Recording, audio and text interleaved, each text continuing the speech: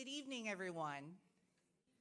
Welcome to this year's edition of Conversations in Science, hosted by the Scientific Research Council. I am Ryan Shaw Phillips, team leader for the Analytical Services Lab at SRC and your chairperson for this evening's program. Thank you, everyone, sincerely for joining us today.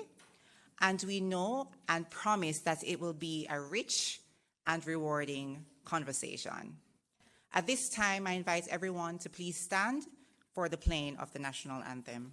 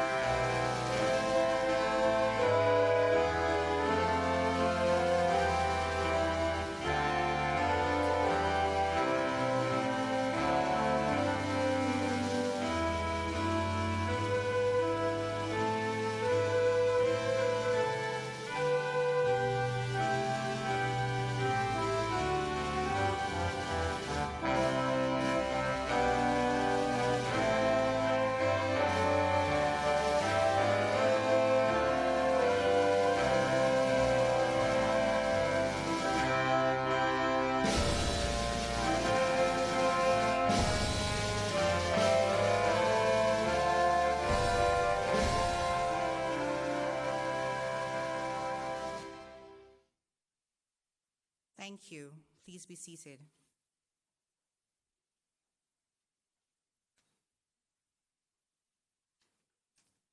I would like to welcome you again to this edition of the Scientific Research Council's Conversation in Science series.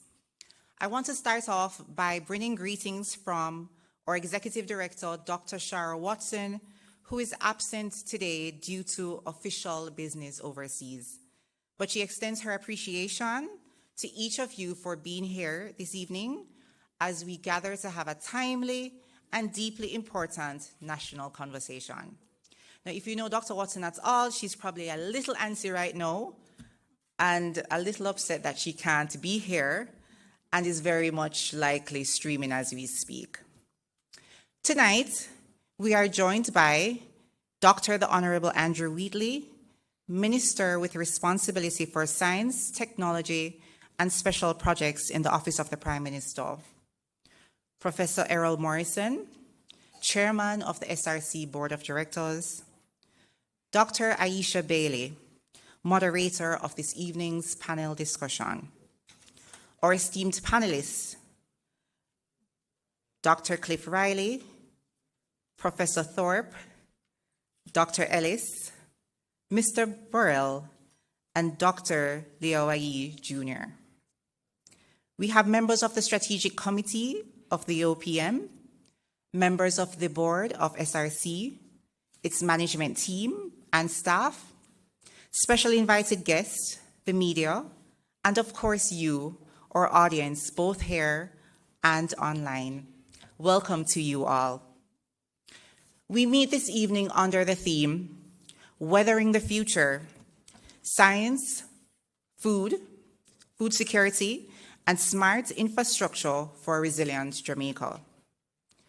This theme is not abstract.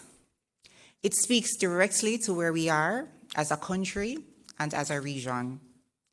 In the wake of Hurricane Melissa, we have been reminded once again that the Caribbean's vulnerabilities are not just theoretical. They are lived, they are real, and at the pace at which climate-related events are intensifying requires not only stronger infrastructure, but stronger thinking, stronger collaboration, and stronger science. Jamaica and the wider Caribbean stand at the front line of climate change. We face the intersection of extreme weather systems, fragile food systems, and the increased demand for data-driven decision-making within our country. So, tonight's gathering is not just another event. It's a part of our national response. and it is a part of the necessary rebuilding. It is a part of our responsibility to imagine and execute a future that is safer, smarter, and more sustainable. A little bit about the Conversation in Science series. It is one of SRC's core platforms designed to deepen public understanding of science and its relevance to national development. Through these sessions, the SRC aims to demystify science and technology, facilitate cross-sector dialogue, bring evidence-based insights into public conversations, and to bridge the gap between research, policy, and everyday life. Across Jamaica, and certainly across the Caribbean, some of our best decisions have emerged from discussion, exchange, and listening. And this series is our way of ensuring that Jamaican voices, Jamaican expertise, and Jamaican experiences shape the solutions that we pursue for Jamaica and, of course, the wider region. I know we're all here for the panel discussion, but before we proceed, we are honored this evening to have with us the Minister with responsibility for Science, Technology, and Special Projects, Dr. the Honorable Andrew Wheatley, who will deliver this evening's keynote address and also set the context for our discussions. His leadership continues to advance scientific research, digital innovation, and technology-enabled development across Jamaica. And his address tonight will set the foundation for a discussion as we reflect on strategies required to strengthen national resilience. Minister, thank you for your leadership and for joining us this evening. Please join me in welcoming Dr. the Honorable Andrew Wheatley.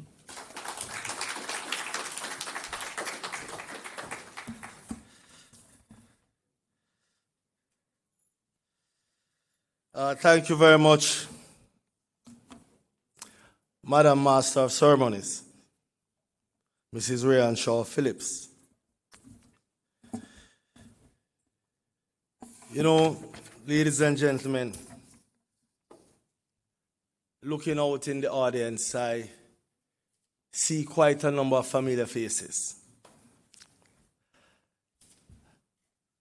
I see my professor, Professor Errol Morrison, who guided me through the University of the West Indies.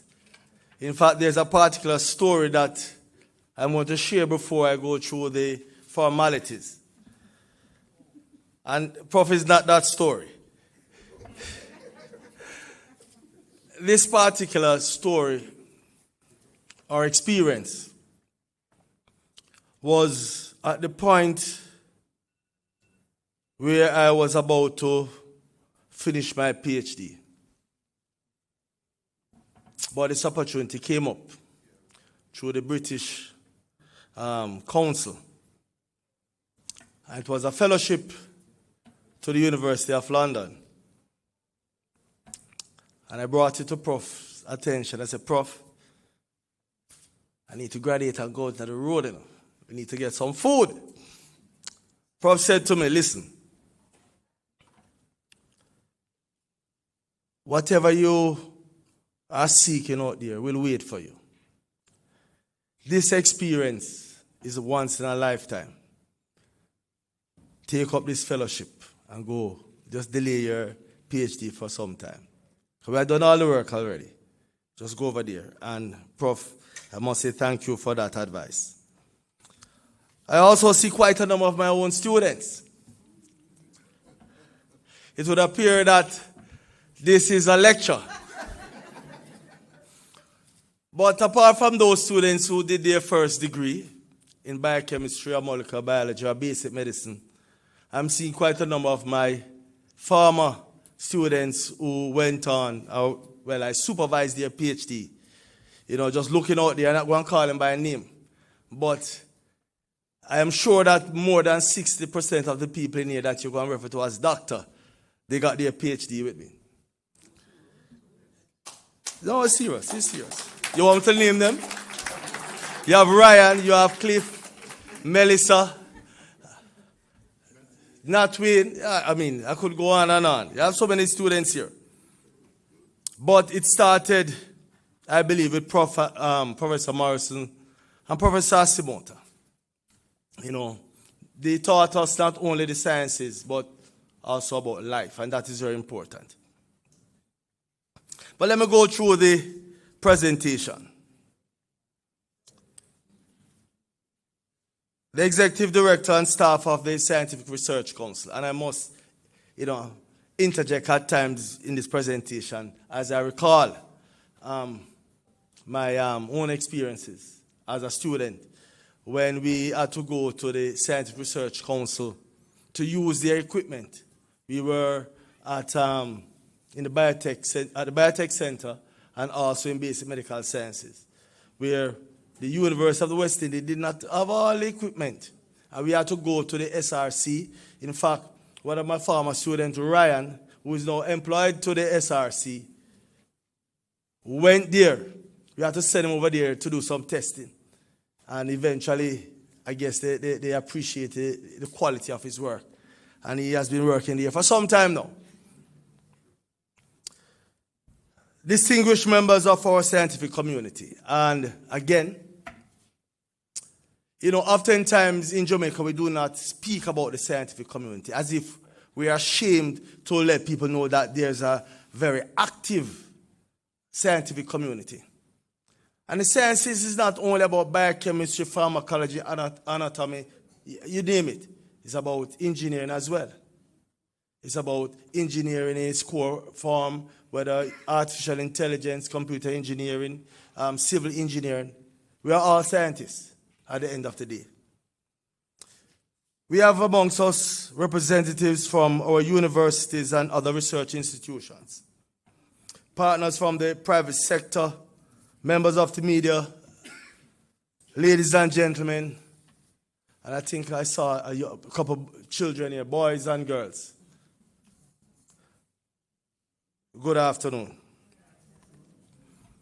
I must say it is indeed an honor to address you today under the powerful theme, whether in the future, science, food security, and smart infrastructure for a resilient Jamaica. And this theme, I don't know if the SRC thought about it before Melissa came. I see some nodding of heads that maybe you guys anticipated Melissa. If you had any contact with her, we'd have hoped you would have said, no, don't bother, come again. But this theme, ladies and gentlemen, is very much appropriate. I believe it resonates with every single one of us in here.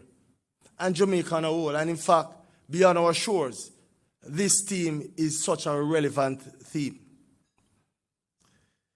Long before I entered the halls of Parliament, in fact, politics on a whole, long before I was councillor at Mayor of Spanish Town, I don't want to give another story.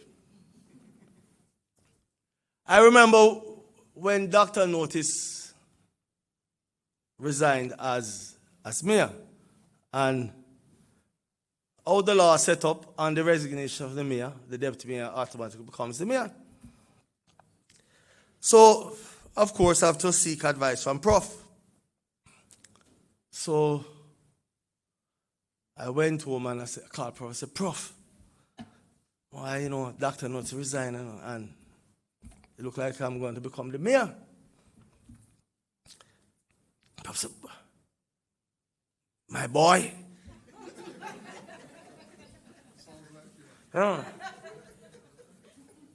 Excellent opportunity.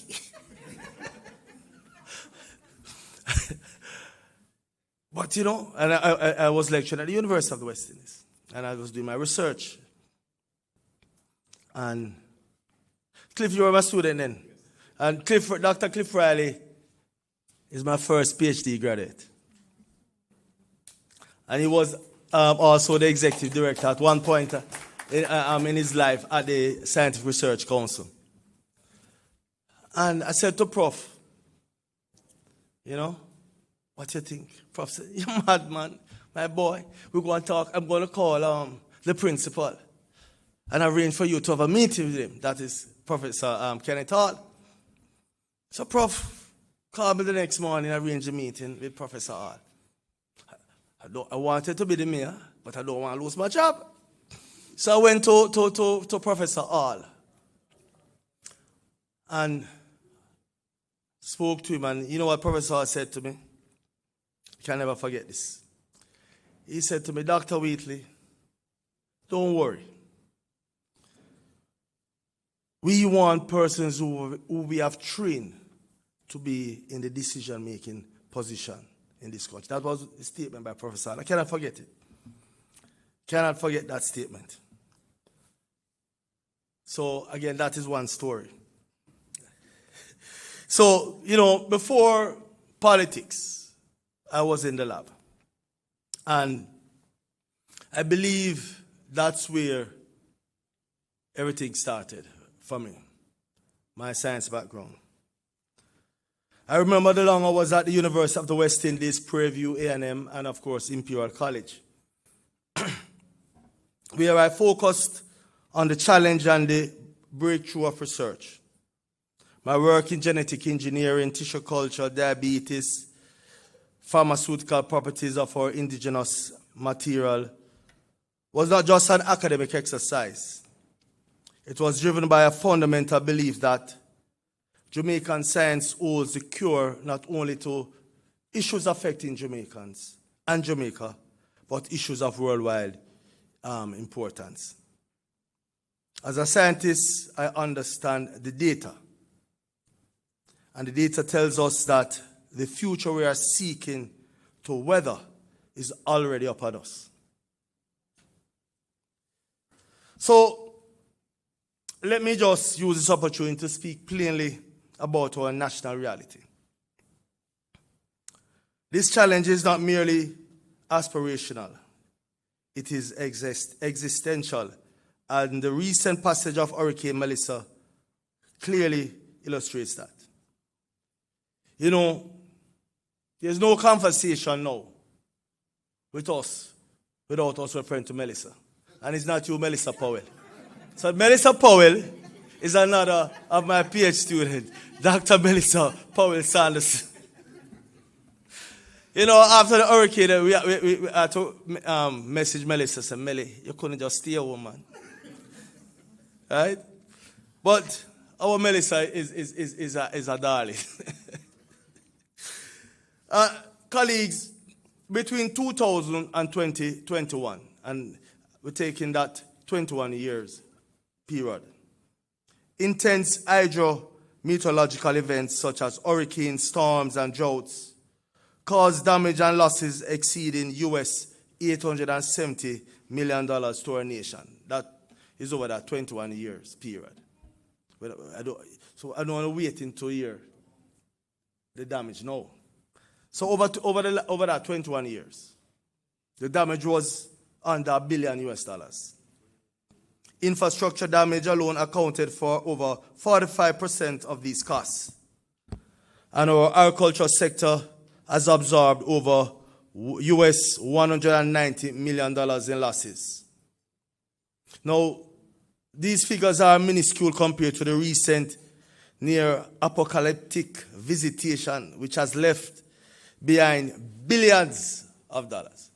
Now, in a recent meeting with the World Bank and the IDB, their estimate, without actually going underground and doing an in-depth analysis, it came out at $8.8 billion US. So that one event eclipsed the 21 years that I spoke about earlier, where the damage was estimated to be under $1 billion. And we will recall the hurricanes. Ivan, when was Ivan? 2004. Ivan and other hurricanes and other climatic events. The damage then was under $1 billion. And right now we are facing a situation where just preliminary analysis. We're not looking at the costs associated with loss of manpower, working hours. We are just looking at the infrastructure, road network, buildings, homes. We're not looking at the contents of these buildings, the homes.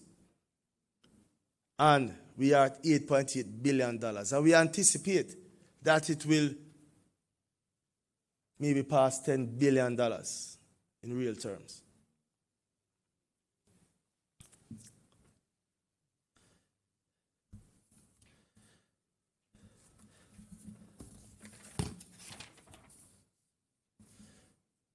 Now, oftentimes when we talk about losses, we just look at the statistics in terms of homes and infrastructure. But we also need to look at the farms of real Jamaican families. Not the farm that the farmer plants his crop, but the farm of all families are impacted, the traumatic exposure, experience, the trauma associated with realizing that tomorrow or tonight you have to sleep under the stars. You pray that rain will not come. I've seen in recent days persons with some remnant of a mattress in the day covered it with zinc, just in case rain fall during the day. That is a cost that we need to calculate as well when we are putting together the number, or the numbers as to the cost of Hurricane Melissa.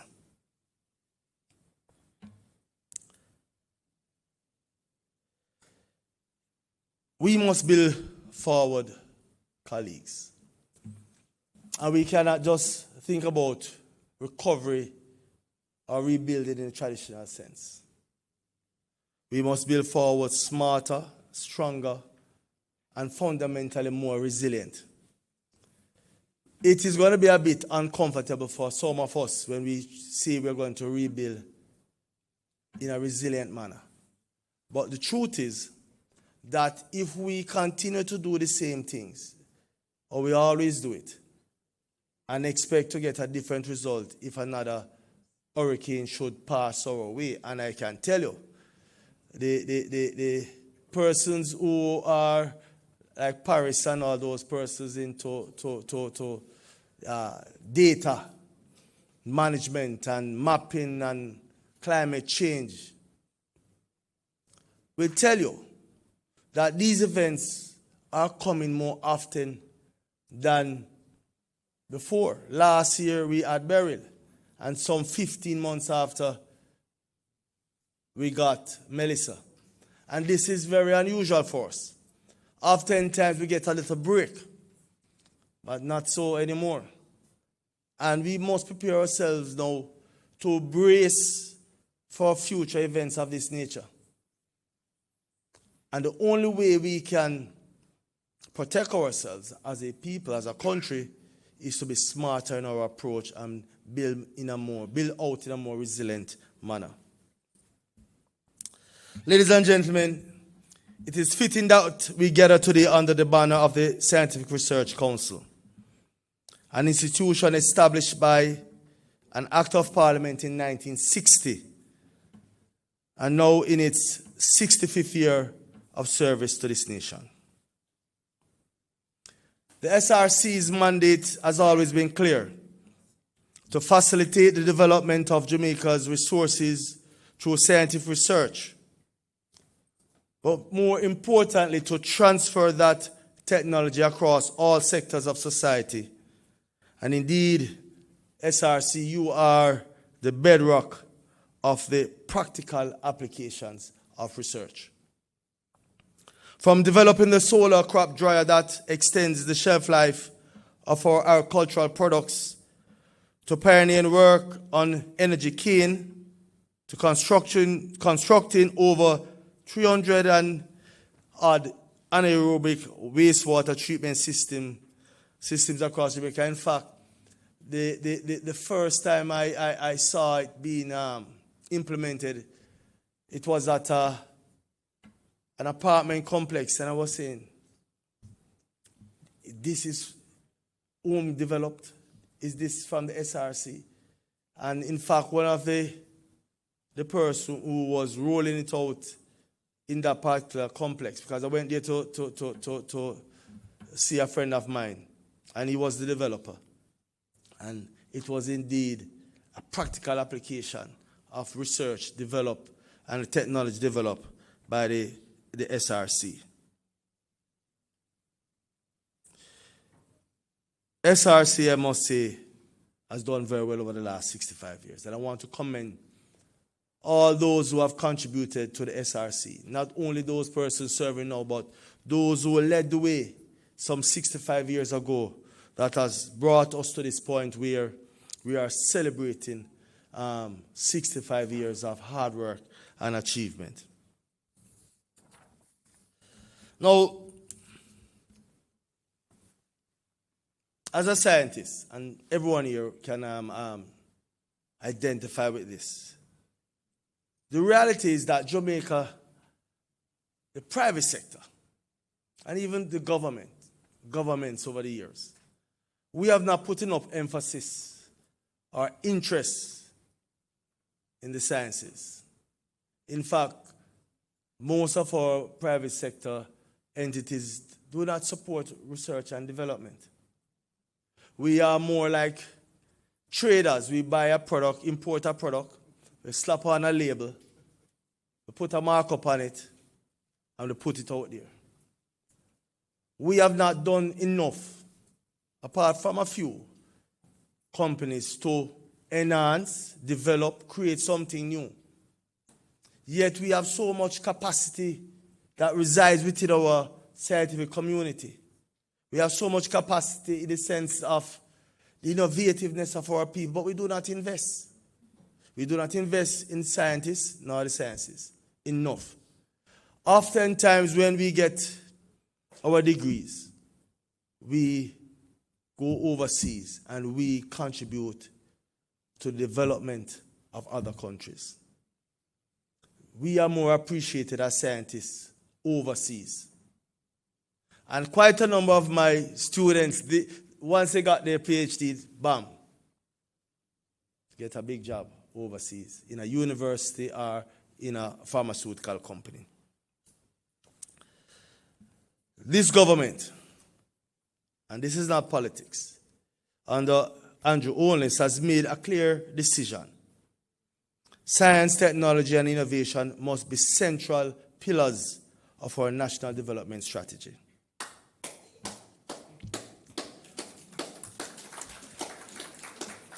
Our National ST&I policy of 2022 provides the comprehensive framework for this transformation.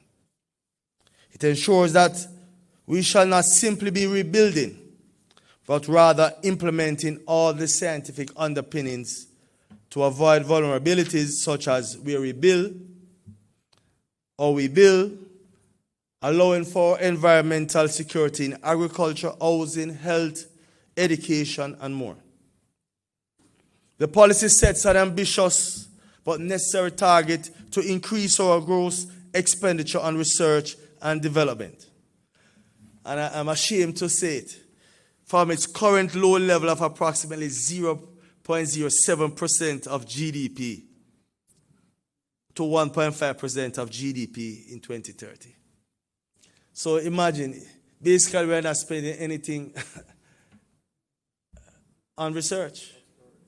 0.07% of GDP. I tell you. And we are very ambitious. We want to increase that to 1.5% of GDP by 2030. So in the next 5 years, despite Hurricane Melissa, we are looking to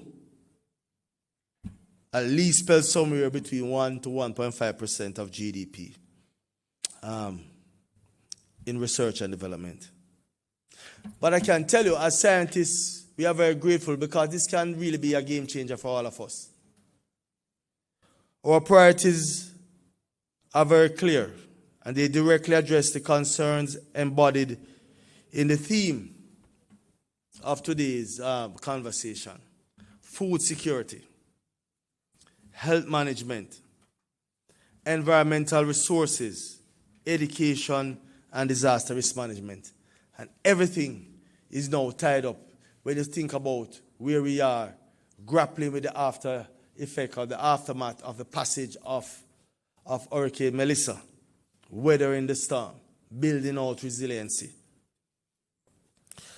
I want to share my own expanded vision for our National Science, Technology, and Innovation Strategy Plan, the 2026 to 2035, that 10 years period. I call this, ladies and gentlemen, the House of Innovation. For too long, Jamaica's considerable scientific talent has operated in fragmented silos. The strategic intent is to end that fragmentation by bringing together or constructing a unified national ecosystem based on 4 pillars: the floor, the foundation, the walls, the roof. The roof, ladies and gentlemen, is very clear. That is governance.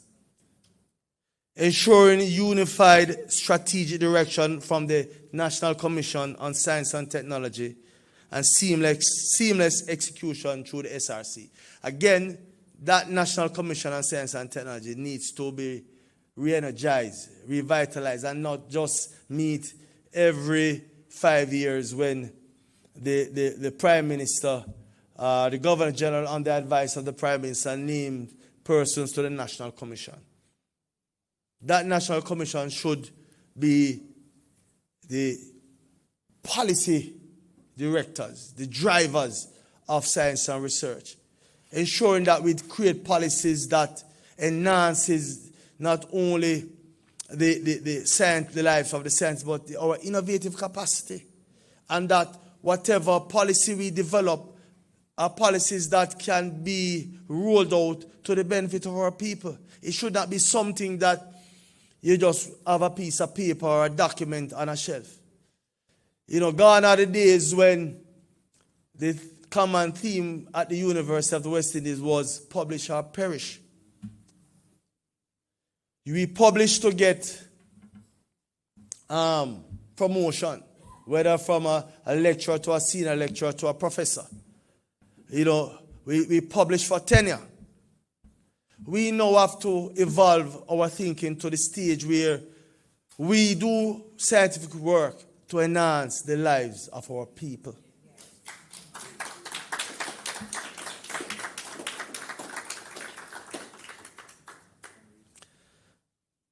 The other pillar is the academic backbone, linking our universities and research institutions into one collaborative research for development network. We can call it R4DE, R4D Jamaica, Research and Development for Jamaica. That network. You know, this individualistic approach is not going to cut it, because the knowledge does not reside, or the capacity does not reside in any one institution or in any one group of people. It is going to take a collaborative effort, especially seeing that funding is very scarce. We have to now work as a team and share the glory, because oftentimes we are selfish people. You know. Humans are selfish. We want the glory. But it is better to get a little glory than none at all. And that is why we have to collaborate and utilize the different skill sets so that we can achieve for the betterment of our own people and our own life. The foundation, of course, is the human capital. We have to invest in our scientists as a government, as private sector institutions, even universities. Again, universities need to move away from the days where we are supportive of a research because of the funding that comes with it. And of course, when we get the funding as research scientists or research group, the university gets its fair share because it is always in the university and the administrative costs and so forth. We have to also seek funding as universities, as research institutions, to support the work of the scientists. It must be a reciprocal approach, a symbiotic approach. And of course, last but not least, sustainability, the floor. Establishing a robust, blended financing approach. Again, the reality is that money is needed. Reagents, equipment don't just come like that. Even the scientists must feed themselves and their families. That is just the reality. So we have to provide financing to sustain the scientists, but also the work that the scientist is doing. Ladies and gentlemen, we begin at the bottom, securing the future of the structure with a robust and diversified floor of sustainability. This is our commitment, ladies and gentlemen, to a blended financing approach, moving away from year-to-year reliance on the budget to long-term, stable funding, including our innovation levy. That is something that we need to look at, our innovation levy. Upon that stable floor, we poured the concrete for our foundation, human capital. This means invested heavily in our future scientists, scaling up the NEST program. And I'm glad that I saw a good friend of mine, Mrs. Francis, ensuring that our young minds are exposed and our teachers are exposed. This NEST program, I believe, is something that we need to put more funding, more support into. And that ensures that we are developing the minds of our young children, guiding them, steering them into the era of the sciences, becoming more, In fact, do you realize that when a Jamaican takes the sciences serious, that Jamaican is very, innovative. And oftentimes, they are captured from our shores by more developed countries. It is a reality. But we have to ensure now that as we invest in these young ones, that they are given the opportunity to establish themselves and see that it is not bad working or being a scientist here in Jamaica. That is how we have to do it. We cannot just create the young minds, develop these young minds, and then leave them for others to take them from us because of opportunity. We have to ensure that the opportunities reside here as well. So we are very competitive with other countries. The walls and structural beams of this house, its true strength will be our academic backbone. This is where, ladies and gentlemen, we link our top universities and research institutions into one cohesive research for development network. We are one national team. Whether we like it or not, we are on one national team. And finally, to give direction and protection to the entire structure, we place a roof of clear governance. This ensures the National Commission on Science and Technology provides unified strategic direction while the SRC handles the seamless mission-driven execution. This vision, ladies and gentlemen, requires a national investment that reflects its importance. A US $250 million investment structured over 10 years.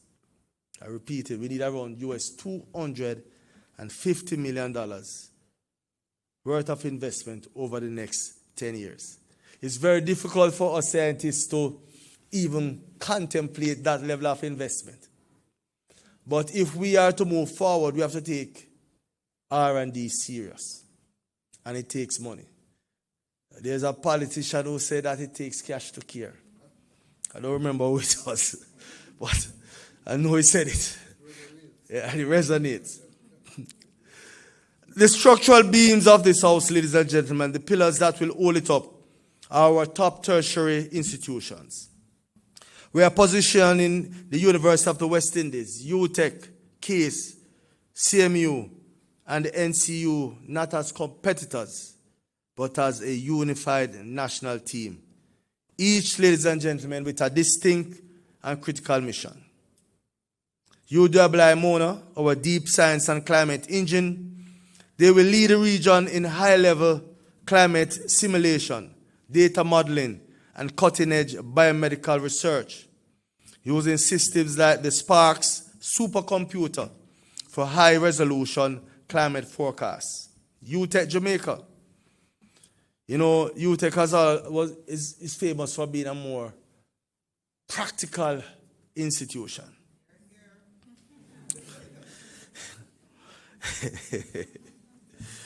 I'm a UE man, be careful. Our Applied Science and Research for Development Hub, that's UTech. Their mandate is to bridge the gap between discovery and delivery, solving real-world engineering problems, developing building codes for resilience. That is important. We cannot allow people to go back and build shacks on the beach and then expect when another hurricane come, Melissa 2, Sophia, whatever name, and I hope no Sophia is in the place here. But another hurricane, well, let us call a man, Cliff. It's a male name, comes and another category 5 hurricane comes and you expect things to be different. You know, building codes, we have to now revise the building codes to ensure, one, that we build in such a way that we are more resilient. That is something that the Prime Minister and the entire government, we are very cognizant of that reality, that we cannot allow buildings to be erected in areas that are exposed, that are vulnerable to climate change. Whether it's a drought, whether it's flooding, whether it's the effect of hurricane, we have to be very mindful of that. So we have to have a more smarter approach to building. CASE, or National Food Security Hub, they will spearhead the research needed to inoculate our agricultural sector against climate change. And I must say that CASE has been evolving over the years. You know, we see where they are not just putting out teachers of agriculture, they are now getting involved in real research, and we must commend them. The CMU, the leader of our Blue Economy strategy, focused on marine science, logistics, technology, and turned the sea around us into a sustainable source of wealth and energy.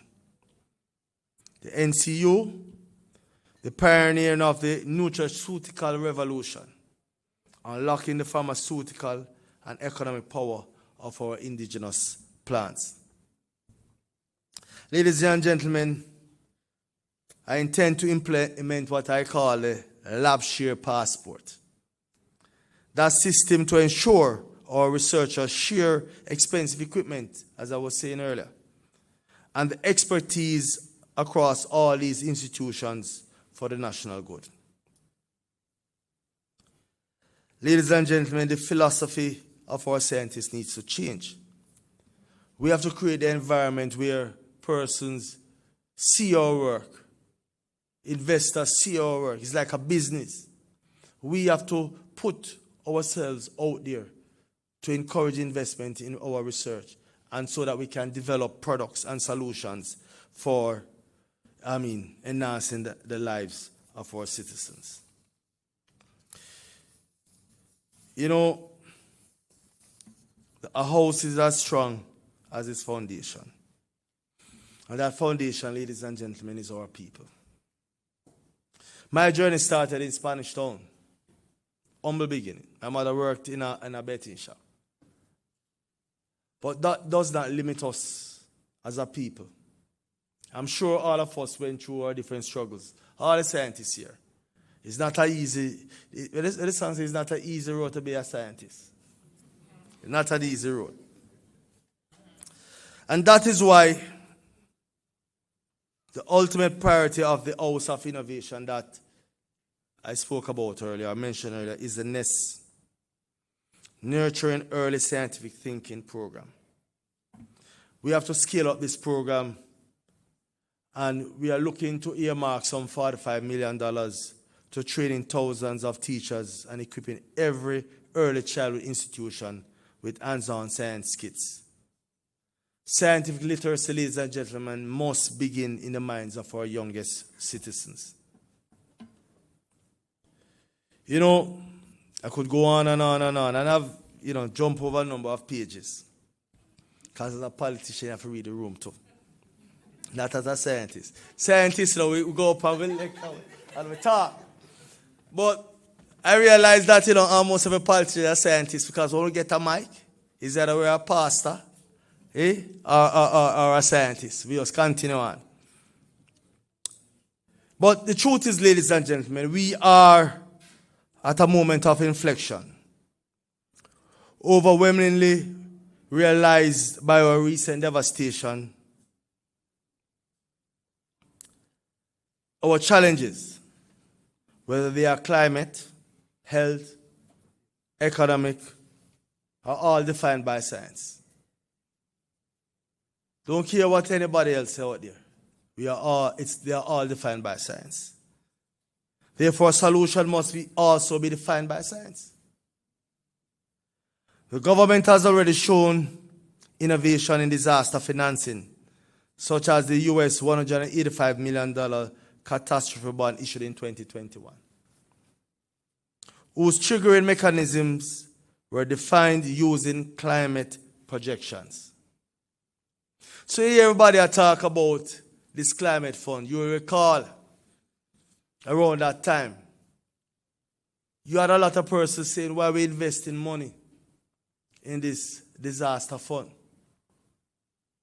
Some of us don't even believe in climate change. But you will recall how all of us sat at home or during the days at work, waiting on Melissa to come. Melissa sat out there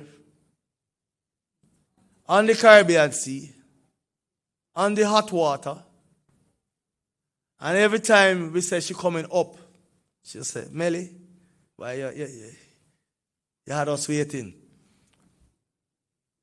Took its time. I took her time out there in the sea. Climate change is real. And we just experience it in one event. And so that scientific approach of appreciating the impact of climate change allowed us to now draw down on some $185 million US through the catastrophe bond that was issued then. Science, ladies and gentlemen, is not separate from finance or policy. It is foundation. The success of the vision I have for this House of Innovation will not be measured only by the investments we make. It will be measured by the child in rural Jamaica who is inspired by the NEST program. That child choosing a career in agricultural engineering. It is the entrepreneur who launches a new export product validated by our upgraded ISO accredited laboratories. It is the farmer who harvests a record yield despite the drought because of research conducted at CASE and other such institutions. Our leaders at our universities and agencies like the SRC must embrace research for development. That network that we are building out, as I said before, cannot be done in isolation. No one entity can do it. If we come together as research institutions, as research agencies, as scientists, build out that network, that collaborative network, I am sure that Jamaica at the end of the day will benefit. We have to share our equipment, pool our expertise, and collaborate for the national good. To the private sector, you also have to invest in your future. You see the impact. Most private sector businesses love money. That is it. And nothing is wrong with that. You see, or you have experienced the financial fallout because we did not invest in R&D. We did not allow the innovative capacity of our people to build out more resilient solutions, whether it is in the built economy, whether it is ensuring that businesses are more resilient to these shocks. Because at the end of the day, it's all joined up. We are all in this together. The private sector need to use the available tax incentives on research and development to drive innovation in their own industries. And I'm not calling any name. The time for fragmentation is over, ladies and gentlemen. The time for excuses is past. The time for action is now. The storm came and more will come. The future is uncertain. But with science as our shield and innovation as our engine, Jamaica will not just weather the storms, we will master it. Ladies and gentlemen, as the saying goes, science solves, Jamaica grows. Thank you, ladies and gentlemen.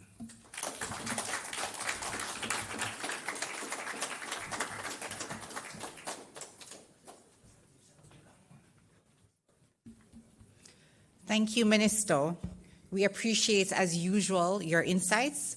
And ladies and gentlemen, these are some of the perspectives that will not only navigate how Jamaica survives future events, but how we thrive despite them. So now we transition to our panel discussion. And at this time,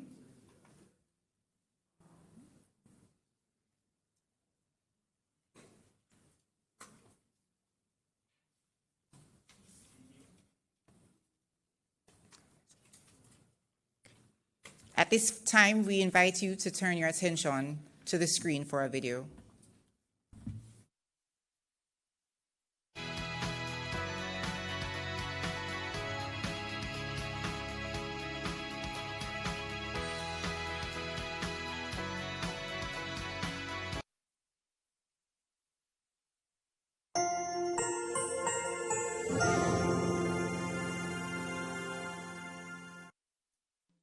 Hi everyone, my name is Princess Lee. I'm an agronomist and the Deputy Farm Manager at Model Agricultural Productions Limited. In our very first crop cycle, we planted sweet potatoes. What we noticed was that the yield that we were expecting, we did not achieve that, and that was mostly due to the fact that we relied on slips from other farmers who would have had their potato slips for many years. Old slips that would have been carrying a heavy virus load and thus reducing our yield.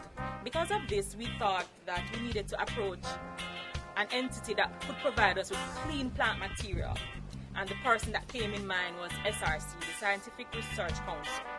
We approached them and explained to them our objectives and what we wanted to accomplish with our sweet potatoes, and they were able to give us two varieties, the Clarendon and the Yellow Belly sweet potato slips. We bought the tissue culture from them, which were F1 from the beginning, and thus we used those slips to plant outfield and to expand our own outfield nursery. Now with these F1 varieties that we would have received from SRC, we are expecting a significant increase in the sweet potato yields coming this crop cycle when we'll be planting them out.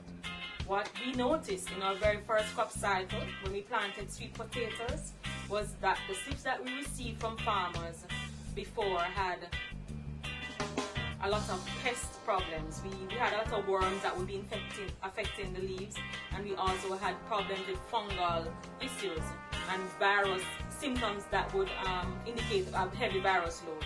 This was, however, different when we bought our tissue culture plants and had our outfield nursery.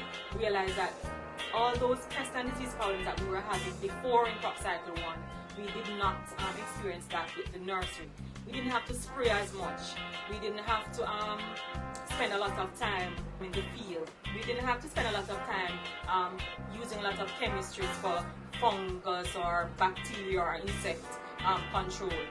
And this caused the expense for caring for the nursery went down significantly, and it also helped us to see that with clean plant material, the cost of production would also go down when it is that we're transplanting our slips from our infield nursery out into the production area. Model agriculture, as it says in our name, we want to be the model farm or the model concept. So we're always trying to introduce new strategies from Israel and merging them with what we do in Jamaica.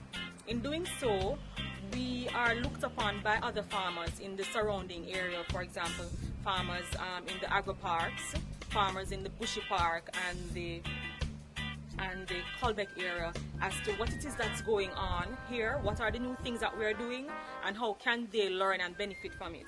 So when we started our sweet potato nursery program with the F1 varieties from SRC, we were able to offer some of these slips to farmers in the area for them to test and see how well these slips are doing in their location. So far, the comments and the results that we've had from distributing to a few farmers has been exceptional. Their yields have improved because they would have planted long before us while we were expanding our nursery, and they saw where incidents of certain pests that they would normally encounter with the slips were a lot lower. Relying on us for information and guidance with some of the technologies and the different approaches that we would have implemented at Model has been beneficial to surrounding farmers and other entities in the farming community. So I would definitely encourage farmers to go into SRC, because I realized that sweet potatoes weren't in the tissue culture lab. Sweet potatoes wasn't the only crop that they focused on in giving you clean plant material. They have ginger. I saw where they had some in their nursery. They had pineapples. They had several other crops that farmers can go to take a look at to see what's going on and how they can get clean plant material to improve their production. I'd like to extend gratitude to SRC because of how they walked with us in the process of getting our clean plant material, and because of how readily we were able to call to say, okay, we're having this issue, what can we do? And they catered to our needs, they catered to our objectives, and they helped us to realize that approaching production from a scientific point of view, from all angles, is very important in order for us to. We transition now to our panel discussion, and we invite both our in-house participants as well as our online participants to begin framing some questions for the panelists at the end of the discussion. If you are in-house, we ask that you give a small indication that you would require pen and paper, and for those online, kindly leave a comment on the various platforms. To guide tonight's dialogue, it is my pleasure to introduce our moderator, Dr. Aisha Bailey. Dr. Bailey is the founder and principal consultant at MLR Technology and Innovation. Her specific focus on product and service development and capacity building in life sciences and health and wellness are important. Dr. Bailey's work focuses on the application of biotechnological and agro-processing methods in the development of novel products, including foods, pharmaceuticals, and cosmeceuticals, using medicinal plants and local agricultural inputs. Her experience includes consultancy, and training of more than 50 locally based institutions. She has developed scores of novel product formulations and has supported the development of new businesses. She also serves the academic community as a lecturer at the University of the West Indies in the Faculty of Science and Technology at both the undergraduate and graduate levels. Ladies and gentlemen, please help me welcome Dr. Aisha Bailey. Thank you so much, Ryan, for the introduction, and welcome everyone. Good evening. We're having a very important conversation this evening, and as Ryan mentioned, we'd love to have the audience involved, whether you're at home viewing this or whether you are here in the audience, to start putting some questions together. The minister will also field some questions, so if you also have those, please go ahead and share those. 4 weeks ago, Jamaica suffered a devastating blow. And not only was it a really strong storm, it was the strongest on record. It rearranged livelihoods, disturbed landscapes, disrupted lives. And one thing we know for sure is that it seems like these hurricanes are getting more frequent, they're getting stronger, and they almost seem like they're getting smarter. Minister spoke about Melissa sitting down on the Caribbean Sea, taunting us for days, and just decided to make landfall. And I think as scientists, we oftentimes, in the face of catastrophe, we kind of have to figure out our exact place in being a part of the solutions that come. So I think, as the Honorable Minister has mentioned very well, as the scientific community, we can no longer function in a very abstract way, in some deep, dark lab. We instead have to come forward to create resilience for our country. He terms it a house of innovation. And in this house, this is where different scientific disciplines, different types of expertise, and different types of sectors will come together to ensure that our nation can withstand the big bad Melissas or Sophias or Johns that may come in the future, because they must come. And his vision is not only national, but I think it's also personal. You know, when the storm is coming, there's something that, there are several things that are common when it comes to our fears. So we watch the hurricanes and we worry about our roof, we worry about water, we worry about light, we worry about food. And as these storms get stronger and smarter, as I mentioned before, we have to be very clear in our minds as a community where exactly scientists and engineers and innovators and technologists sit in creating real and applied practical solutions, as we not only weatherproof our homes and our businesses and our communities, but we also weatherproof our country. And who better to help us explore than a panel of scientists? So we have an amazing panel. And if you have ever wondered about how we know which communities will flood, which places are the safest places to build a road or a business, where is likely to get significant hazards, where is crime and what type of crime is likely to happen and where, then you're likely touching on the work of one of our panelists. That is Dr. Paris Louayi Jr., Vice President of the Private Sector Organization of Jamaica, geospatial technologist, expert, and data scientist.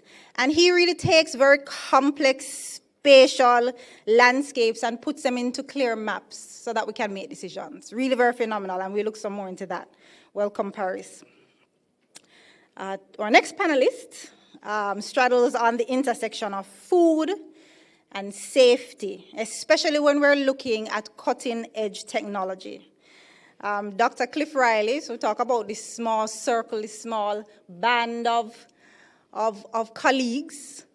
Cliff Riley was one of my lecturers, so was Dr. Wheatley. So I've really been, really under their wings for all these years. So it's really amazing to be with him again. And, in new and novel innovations and technologies, such as nuclear and radiation, and biotechnology at the time, which was like the nuclear science that is now. He will explain how important science is in understanding these different systems. He will focus on food and food security and looking at standards. He joins us as the Director General of the Hazardous Substances Regulatory Authority and will help us to better understand how biotech, agriculture, and safe energy technology is important in securing our future. So one panelist I'm going to now brag about. I knew him from I was the age of 11, and I saw him every week religiously for about 15 years. And it's very strange, actually, that we sit like this on this panel, because normally when we're sitting together, we're at home, relaxing, chatting, eating out our parents' food. Very, very different. But today, he sits not too far away. I'm really proud. As one of the Caribbean's foremost experts on climate, smart infrastructure, and structural engineering.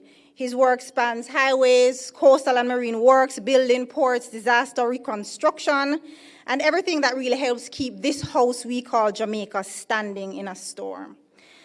Welcome, Dr. Ellis, also a colleague from the University of the West Indies.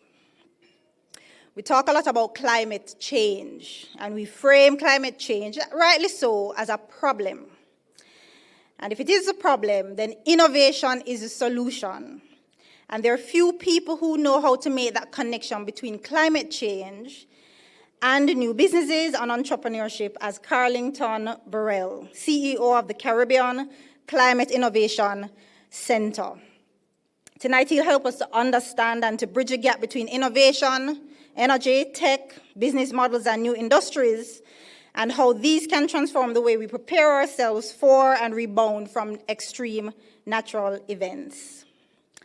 Our last panelist, we have met for the first time, and I think he's going to cover the big elephant in the room, which is artificial intelligence. It's something that has been emerging over the past year, and I think it's very important that we take an opportunity to demystify this new technology and to understand how it can help us to predict, prepare, and protect. So he will look at how artificial intelligence, cloud computing, cybersecurity, big data can help us to strengthen our resilience, improve response times, and help us to move from reacting to anticipating disasters. Welcome, Dr. Thorpe, and please welcome our entire panel.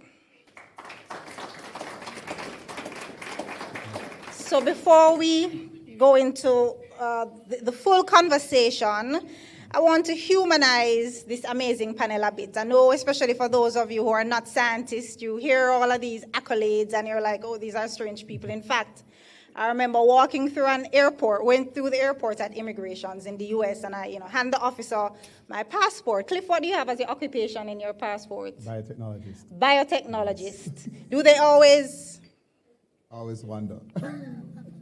And and it was the first time, because I didn't always have scientists. I always, for whatever reason, have, some odd, boring post. But anyway, eventually, when I changed my passport, I put scientist. And the first time the person looked at me and she said, "You're a scientist?" And I said, "Yes." And she said, "It's the first time I'm meeting one of you." And I wasn't quite sure how to interpret it. I didn't know if it was the first time she's meeting a female scientist or a black scientist or a young scientist, but certainly scientists aren't that strange, right? So just to understand and to bring back home that there's a shared reality that we all share. Let's go back to October 28th. October 28th is the day that the strongest hurricane for Jamaica barreled toward and through us. The first question is, where were you? What was that experience on that day? And now 4 weeks later, when we're talking about recovery and resilience, how does your work and your organization's work play a role in our response and in our recovery and in our preparation for the next storms to come. So Dr. Parrish, we'll start with you. Where were you? And tell us a little bit about your work with the private sector organization and as a geospatial analyst and expert about the role of your work in us building resilience. Yeah, thanks. October 20th was my birthday. Oh man. So that was quite memorable. But I was out and about, all over Kingston, up and down St. Andrew. During the guts of the storm, again, we were not getting the hurricane force that the West was getting. But for me, it's always very useful to get field validation about the stuff that Minister, you spoke about, the predictions. You're looking at what would happen. You look at when people say, oh, this is not so bad, whatever. But again, a hurricane is more than rain, it's wind. The dangers are out there. Again, I don't do this at home. I mean, I know what I'm doing. But it's the debris, the kind of other kind of risks that are out there. I was out there doing burial as well. Yes, there was a state of emergency declared, but again, the field validation is very important as a scientist to understand what we predicted, what could happen. We have had situations over the preceding 4 weeks of heavy rainfall, flood events that were happening had nothing to do with a storm. It was just afternoon rains, and New Kingston was flooded out. We see impacts of development all over the place. Is this causing debris that would not otherwise be on the road to be on the road? All that stuff I was observing. But the role of the private sector in terms of hurricane preparedness, hurricane response, is in many different ways. In terms of the financial instruments, the capacities that we have for supplies and distribution, all of these things were pre-mobilized ahead of the storm, and we're ready to go October 29. But I think that the lessons learned when we see generational change between the Gilbert generation and the Melissa generation. Melissa spoke about the 2000 to 2021 period, which we had Ivan, Dean, Sandy, the threat of Matthew. All of these guys were there. It's different now. Yeah. Kingston is changing, Jamaica is changing, and it's very important that we realize this. What was not will be is not what will be.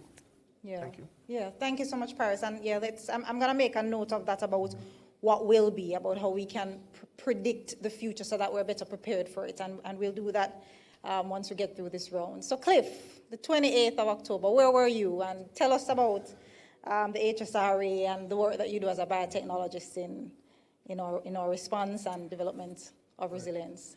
My experience was quite traumatic because I was trapped in Paris. The airports closed, little notice, couldn't make it back home. And what was quite traumatic was those images, the images of Jamaica, the size of the hurricane, and the general information being presented. Jamaica is gone, Jamaica is gone, Jamaica is gone. When you're home, the story is a bit different because you're experiencing it in real time. When you're overseas, it's always a matter of the worst outcome. So having my family in Jamaica, all my staff here in Jamaica, and I'm so far away, it was very, very traumatic for me. Luckily, I got the first flight back to Jamaica. And when, after arriving in Jamaica, the focus for me was, what are the current hazards? And one of the things we do not consider as Jamaicans, the fact that we have over 1,700 radiological materials distributed across the country. Wow. We have nuclear materials in Jamaica. We have a lot of radiological materials in our hospitals, in the bauxite companies across the country. Seeing that image of the extensive flooding, my first thing when I got back after ensuring my family was safe and staff was safe is, how do we account for all of these radiological materials? You have flooding in St. Elizabeth, you have extensive flooding in Manchester. How many of those radiological sources did we lose? How many cesium sources? What about our uranium sources? Can we account for them?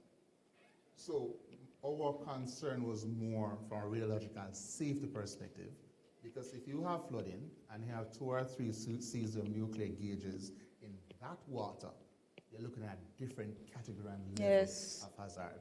Why? We do not have the capabilities in Jamaica at this point to treat with radiological exposure at the medical level. So it was quite traumatic. A very good indicator for us from the Hazardous Substance Regulatory Authority in terms of the need to have a radiological disaster and incident response program and be very clear in where all the different radiological materials are located. Having extensive collaboration in Jamaica for our brigade, the JDF, our first responders, so as to ensure that we can account for every single radiological material.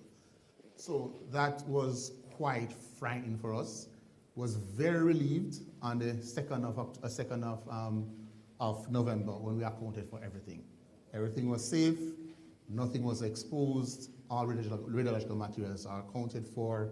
We could report to International Atomic Energy Agency that yes, we had a natural disaster, but we lost nothing. No one was exposed to any form of radiological materials. It was quite frightening, Aisha, and there are a number of things we've been looking on from the HSR perspective. There are a number of expert missions we have organized for us to ensure that should in case we have any other form of disaster, whether it be a hurricane, flood, fire, earthquake, that we're able to account for everything to ensure we can protect all Jamaicans from any potential harm from radiological materials. And as we build out and expand in terms of exploring nuclear technologies for energy, it is something we have to keep in our mind in terms of that level of nuclear accounting and ensure that we're protecting every single person and organism in the country. All right, excellent. I have one question before I move on to Dr. Layton. We have a very vibrant audience online. When you talk about radiological material and the risk to safety, the risk to health, can you just break that down very simply? When you talk about radiological materials, what exactly are you talking about, and why is this a problem, right? Why is this something we have to be concerned about? And then we'll get into more details. We have elements in different states. We have molecules in different states. In their stable state, where it's like potassium and iodine, it's pretty much safe.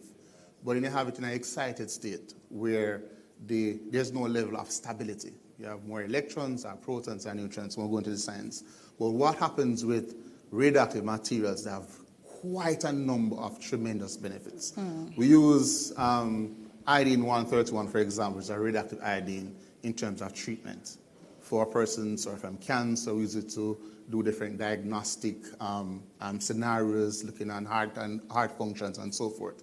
So we use radioactive materials across the board. All of our bauxite companies use what they call nuclear gauges to look on their fill rate, the density. Companies that are filling bottles, even their fill gauges, we utilize radioactive materials because these are long, stable materials with very extended operating time. Some are short-lived, some are long-term materials. In the same way, we're looking on using uranium to produce energy. Why? You're looking at a 15, 25-year period for a single uranium cell core generating energy at no cost. So very, very impactful materials. We use them in plant breeding as well, including SRC. iSense is our center for nuclear research, nuclear and radiological research.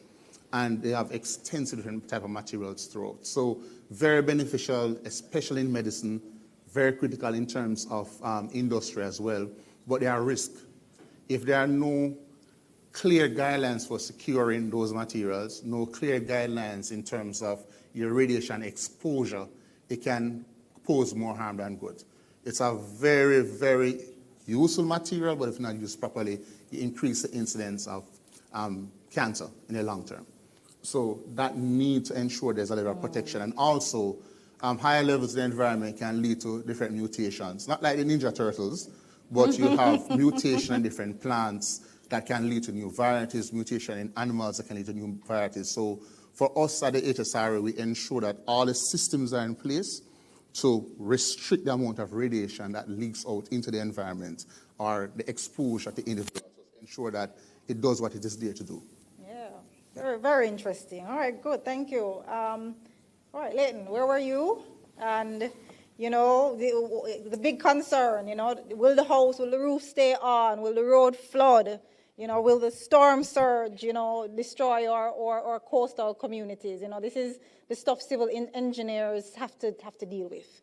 Yeah, for me, unfortunately, I was not present like Cliff. I was actually in the far west in the UK, in the US. I was in California, chairing another engineering meeting while it hit.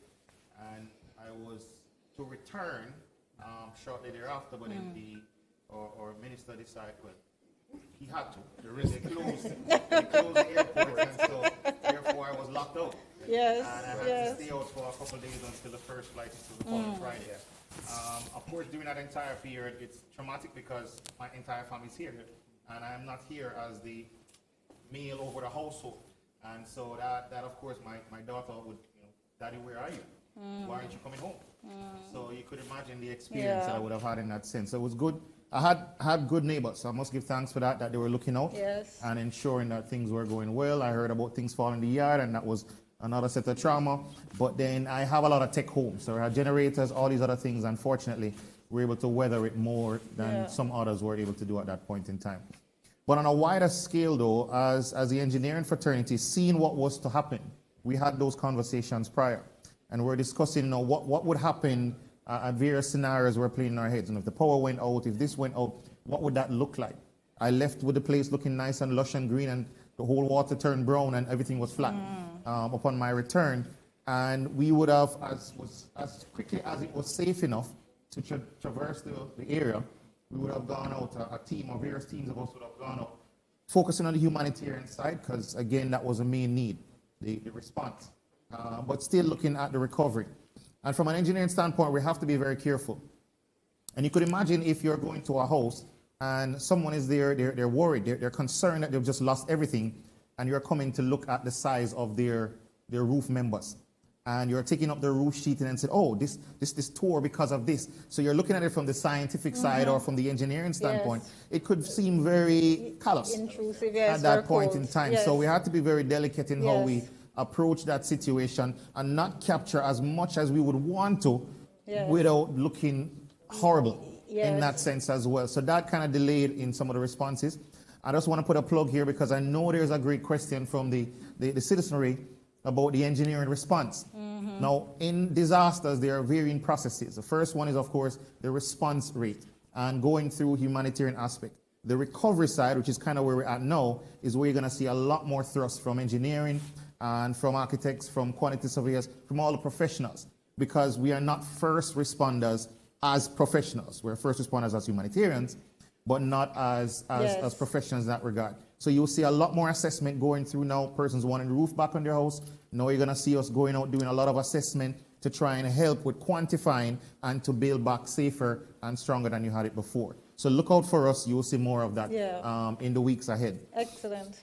Outside of that now, yes, when we did go and get a chance to look, we saw a number of things. We saw the roofs going for varying reasons, from as low as termite issues, and the termite knocking out one or two wood structures, which then, of course, creates an opening that now goes down the other way. We saw spacing that were inappropriate for the size of the members. The size of the members may have been incorrect as well. We saw poles that were turned over when, in our estimation, should have been a little bit deeper. We have seen issues of course, flying debris, and that would have contributed to the level of disaster. The concrete structures naturally stood firmer than you would have with the timber structures. Slab roofs did fare better, so we make sure through that, but we don't want to say everyone should now run ahead and try and slab their roofs. A number of timber structures did survive, and I guess we'll get into it later on as to why they survived versus the others. So I don't want it to tell us now everybody go slab, because that's going to introduce a whole other issue, because hurricanes aren't the only disaster. We also have the issue of earthquake, and concrete roof can potentially be very hazardous in that environment as well. So we'll get into those details as we go forward. Yeah, and very interesting. And those vulnerabilities, I'm hoping both yourself and Paris can tell us what the data is showing. You talk about slab roof and the heat, okay, is another thing. And I think it's one of the reasons why, I mean, cosmetic is also one, but the heat that brings, and in the face of climate change and increasing surface temperatures, sometimes the slab roof doesn't seem like the best choice. Carlington, you are on the interface of climate change and what it means about solving, about building resilience and adapting to climate change and looking at that as a part of the development of businesses. Talk to me a little bit more about your organization and what it does and how and its role in now helping us to weather the future. But before we get there, tell us your story of October 28th. So October 28th, like my colleague here. What? Yes. Hold on. Hold on. We're all out. We're all locked out. We're all traveling. All out. So myself, one of my staff, and five of our entrepreneurs were in Warsaw, Poland. Wow. So Far away. far Away from home. Yes. But why we're there is that over the years we've been supporting very early and seed stage businesses and ideas, and that this year marks 11 years since we've been in existence, and we thought that now it's time to, raise the bar, start supporting, more advanced entrepreneurs, and we think that they would be able to more scale. And so we concluded one of our programs with a demo day just a week before. And so, this is the time for us to travel. We're actually there, just talking to investors, looking at new markets, and so forth and so on. So the experience was a little bit traumatic for all of us present, which is like 6 of us that was actually there, and their family members that, were back home and everything. So that was a little bit traumatic.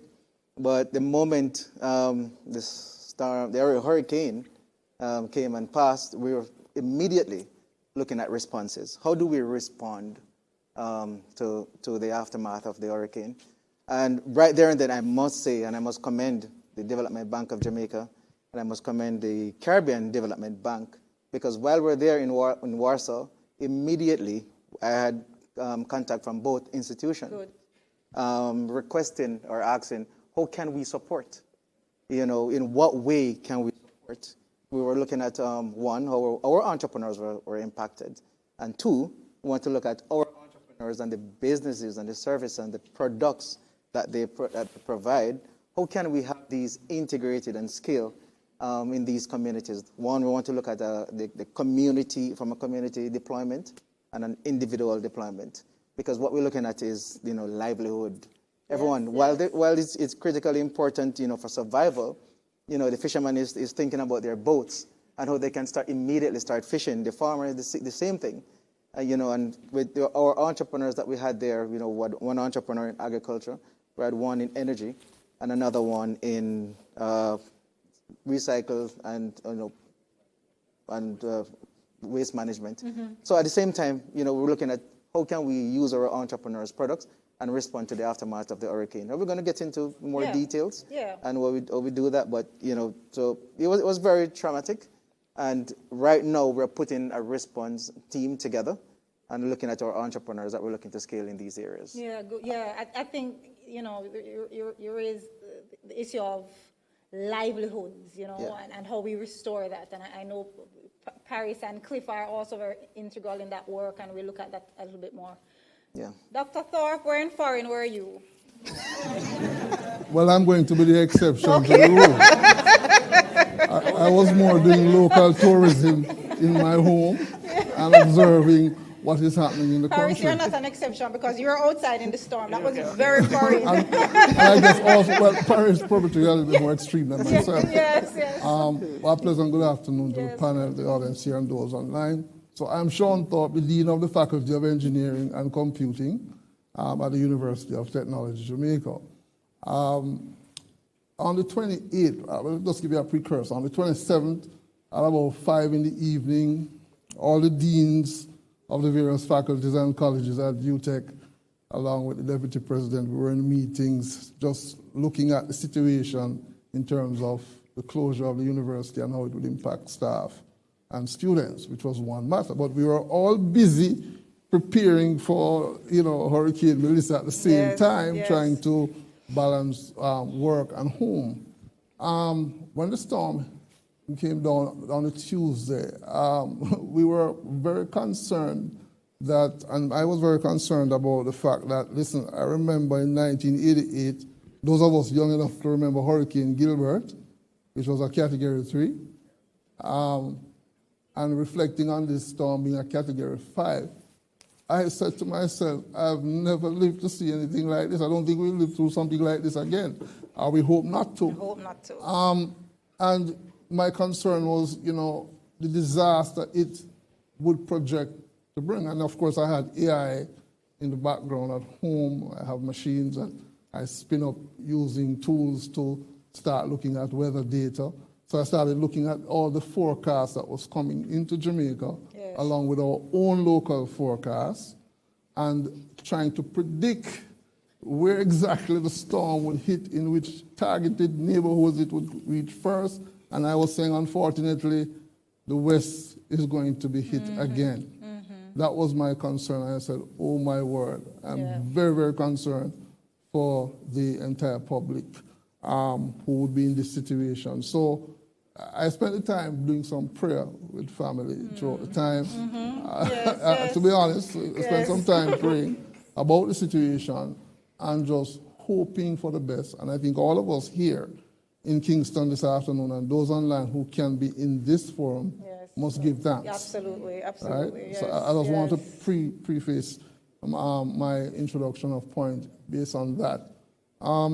So the context in which I, be a part of this panel to support the conversation is that just a few days before the hurricane, we were getting busy to look at launching the National AI Laboratory, right? I mean, there's an initiative that you may know about with government tied to UTech and the other stakeholders, Ministry of Education, Heart Trust, and the Amber Group. That had to go on pause, right? We had other initiatives in the university for which we would have had some launch events. All of those went on immediate pause. And recognizing now, coming out of the 28th into the 29th, that, listen, we just got hit by a hurricane. The viewpoint was that, listen, this looks like a rebuild effort. I don't know what the scale of it was. Of course, when I looked at my home, my roof was still there, thankfully. But I know in communities out west, we know that we couldn't reach certain friends and family at the time. So I know something was very serious. So I'm using the opportunity to give thanks and now looking very carefully at the applications of artificial intelligence, which I describe as a digital lifeguard.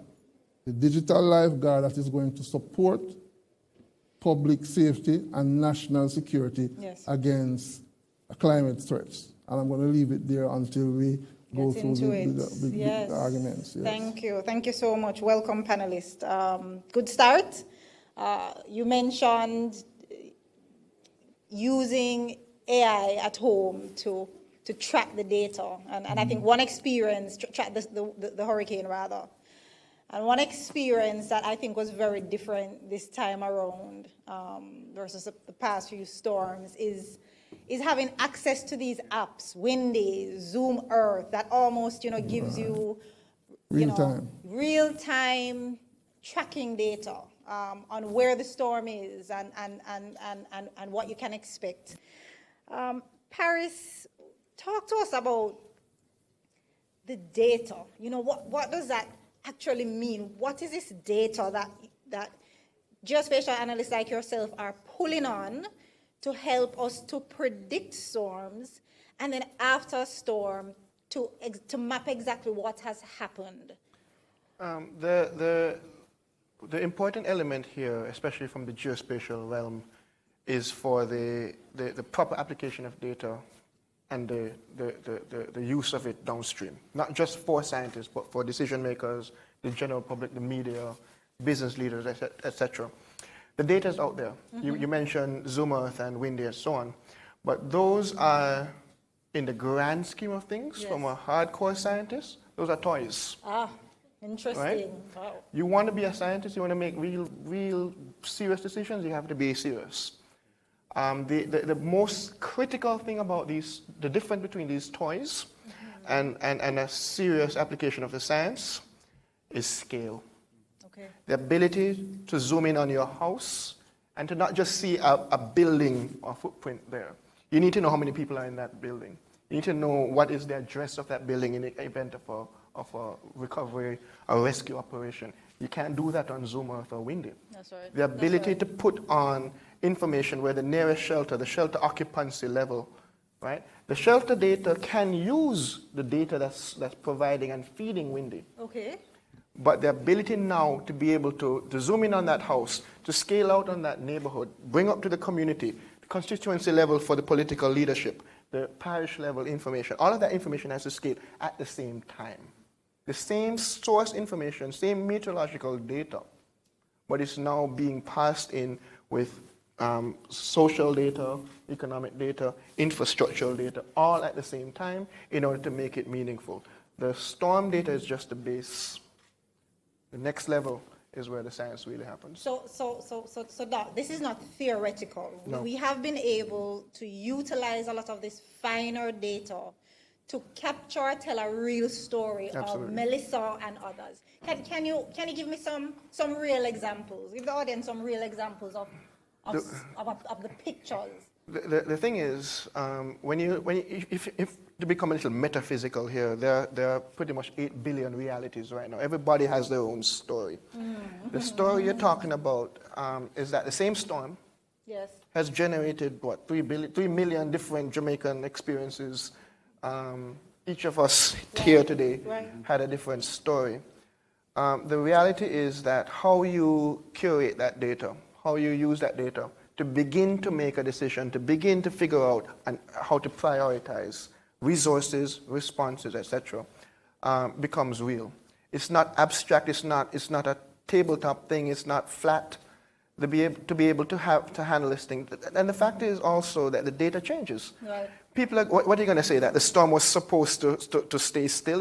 It's always going to stay a tropical storm? The models were saying that this thing is going to hit Jamaica. Where are we getting this idea that we miss it? The storm is a line. The storm is not a line. The eye itself was 20 miles wide. Right? Or the eye is the calm part. The calm part moves. You have to go to the worst part to get to the calm part, and then there's the worst part after the calm part. I mean, a lot of nonsense was out there. That the hurricane, Kingston wasn't hit by the hurricane. I mean, what happened? We got Hurricane Gus for sure. Right. So again, the ability, and this is where a lot of the noise in opinion, fake news, all that type of stuff, and where science really has to fight back. Yes. Not just be passive, because again, the minister alluded to it earlier. We tend to be more gentle men. We meet some women on this stage, more women on this stage. But the fact is that we have to push back. The loudest voices, the noisiest voices are always the most ignorant voices, and I'm frustrated with that. So Yes. Let's talk, because I know you had some interesting data on buildings pre and post storms. Okay, Leighton alluded to that during his comments about the vulnerabilities, and even though there have been some preliminary assessments, there are some kind of telltale signs and data as to the vulnerabilities. Does your analysis so far almost predict or paint a picture as to where the most vulnerable areas are across our country? And then as a follow-up to that, Lane, you can speak about what you're now seeing on the ground. The models, by and large, were very accurate. Yes. But I have to distinguish between October 28 and the period leading up to October 28, where we had a lot of rain. So the soils were saturated. Lots of things were happening in the physical environment before the 20th of October. And on top of that, which is where hazards, and hurricane is a hazard. Yes. Hazards become disasters when they begin to affect lives and property. Okay. That's when it becomes a disaster. So the disaster part has a human and a property component to it. What we saw, that's the vulnerability model that we created for the storm. I think that's what's on the screen right now. When you look at what you're seeing on the screen right there is the vulnerability model that was created as baseline. Right. This has existed before. Right. This takes into account population density, population growth, income, workforce characteristics. It looks at property values. It looks at everything across the area. So the dark orange Most vulnerable. Is the most vulnerable. Okay. Road access, Okay. history of disasters, Okay. all of those things. So this existed before the storm. Okay. It's just that these areas are going to get affected worse. Now, we saw in Montego Bay, Leighton, where you saw the Pies River and a lot of the river broke its banks, and you Yes. could see the impact on the business process outsourcing industry and so on. We saw storm surge effects along the coast, all of those type of stuff. This is what you expect. Yes. But again, the kinds of nothing in Melissa was physically surprising. Physically, it's all within the realm of possibilities. We knew this was going to happen. Minister alluded to this earlier. The difference between a hazard and disaster is people and property. Japan gets hit by super typhoons regularly. Yes. 175 mile an hour, 190 mile an hour, that's normal. But again, when you have a society that is built to a high standard and a population that is properly prepared and trained, you begin to see that difference between a hazard and a disaster. Understood. And I want us to come back to that a little later on. For the entire panelists about, what he said, not much of what we saw was surprising. How does the scientific data, the predictions, help to advise and mobilize our preparedness and response? And we'll look at that a little bit more. It's damn scary, but just not surprising. Absolutely. So Leighton, you saw the map of the vulnerability assessments. Paris says, not particularly surprising. That's a geospatial picture. You are now boots on the ground. What are the actual vulnerabilities that you are seeing? And as Minister alluded to, we can no longer be building shacks on the sand. What does the building code need to change? Because maybe the building code is fine. It is more just enforcement. Yeah. Well, I'll hand that to you. it's a multi-disciplinary, it's a multi-layered challenge. The codes typically are used by the engineers or the professionals. When you come down to the grassroots level, where you have the majority, they cannot understand it. Nor was it designed for them to understand it that way. No, but there are more user-friendly documents that do exist for the general populace. But then again, the format that is in, one, access, are most aware of it, that it exists. Two, can they access it easily? Three, will they be able to use it? In our field, in the construction space in particular, it's not uncommon. It's well known that a lot of the persons operating there may not all be at the same educational level. Yes. And their ability to read and interpret certain documents that are used in construction may have some variations there as well. So we're not trying to throw anybody under the bus, but we're just saying that we have these variations. So a lot of the structures that we're seeing were built by just homeowners who may find a guy in the community who would have assisted him in building. Yeah. Now, unfortunately, when it comes to building, most times persons just follow what they had seen. So if I saw a structure going up one place and it was this spacing and that spacing, then I don't know the science behind why it needs to be this spacing. Right. So if the person say I only have $10, then I'm gonna design or engineer a package for you that fits $10. Right. So if I have to use 2 where it requires 4, I will use 2 instead of 4. And so a lot of the challenges that we're seeing actually stems from that. Now, how do we correct that, of course, is the question. Yes. The main one, because ignorance, as they say, is the most expensive thing. Yes. People perish for a lack of knowledge. Yeah. And so when you come back to that whole ignorance thing, for the homeowner, they don't know whether it's correct or not. They are trusting almost implicitly this builder, this contractor, to build them a safe home. Then now, when you don't bring in the professionals, this is again a professional plug, that comes in from the architects, the engineers, the quantity surveyors, who, let's use the QS for example. The quantity surveyor will give you an accurate pricing as to how much your structure should cost you. And if you use that appropriately, it will come out very close to that costing. The architect will design you a safe, comfortable space in which to operate. The engineer will design you, again, a safe structure that can resist earthquake, hurricane winds, and all these other forces that are commonly expected to be impacting upon that structure. All of this is known.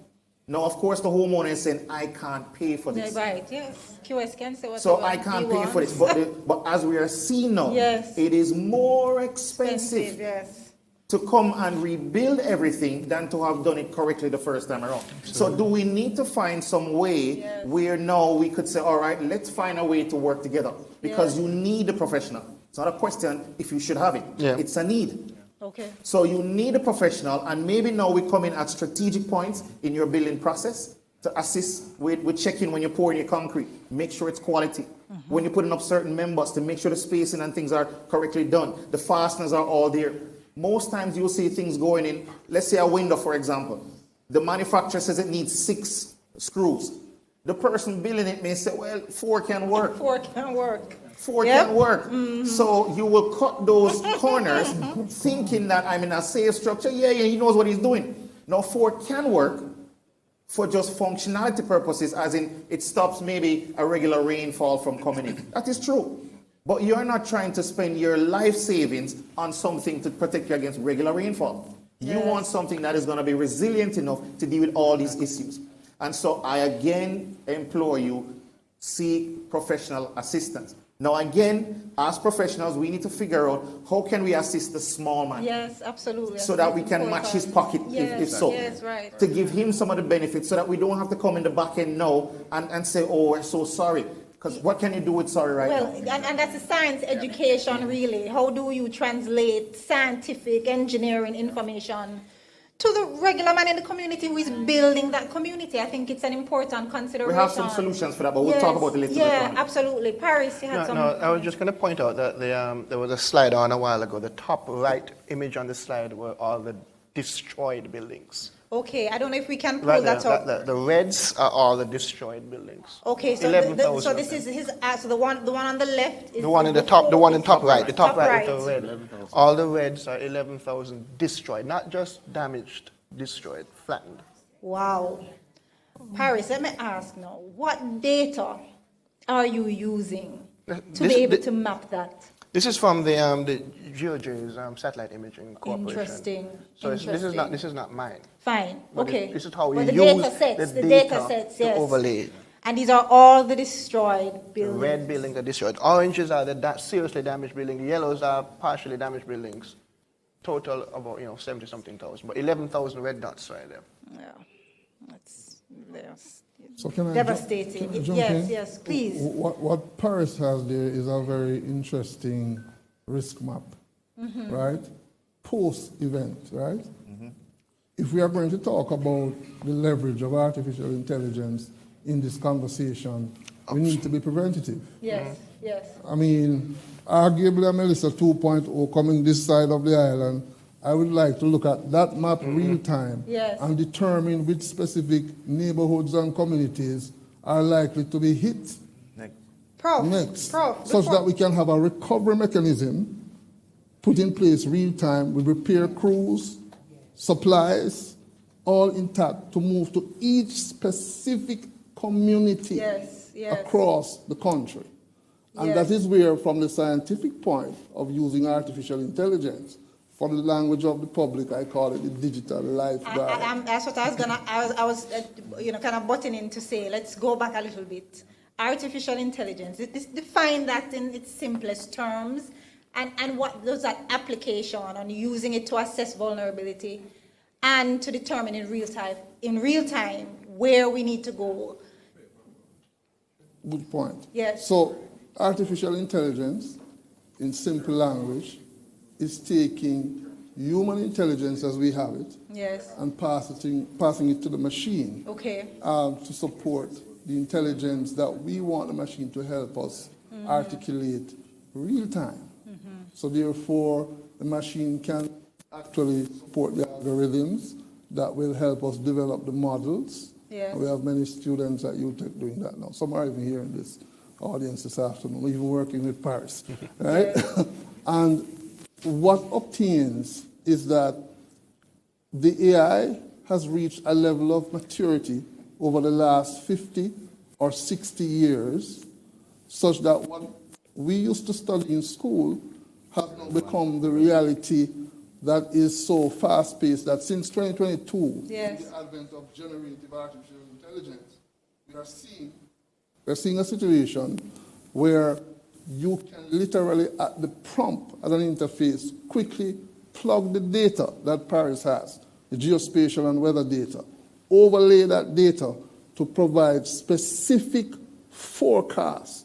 I don't want to call it local specific forecasts as to what is happening in each location, such that we can resource position all resources that need to be on spot in the communities ahead of a hurricane or any other type of natural disaster. Yes. We have not properly leveraged that. I heard Commander Gill this evening on the 5 o'clock news coming here Yes, to this yes. talk, talking about using AI as a part of his mechanism now going forward for ALPEM, and he's right.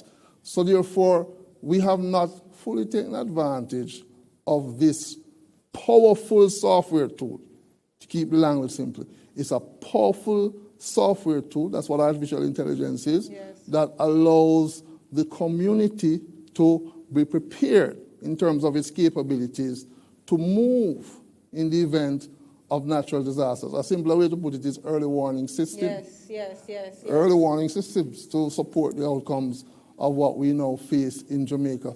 I mean, in the last 2-3 weeks, I realized that the Philippines, to follow on what you mentioned about Japan, the Philippines had 2 cyclones back to back. And I said to myself, Jamaica would want that in a minister.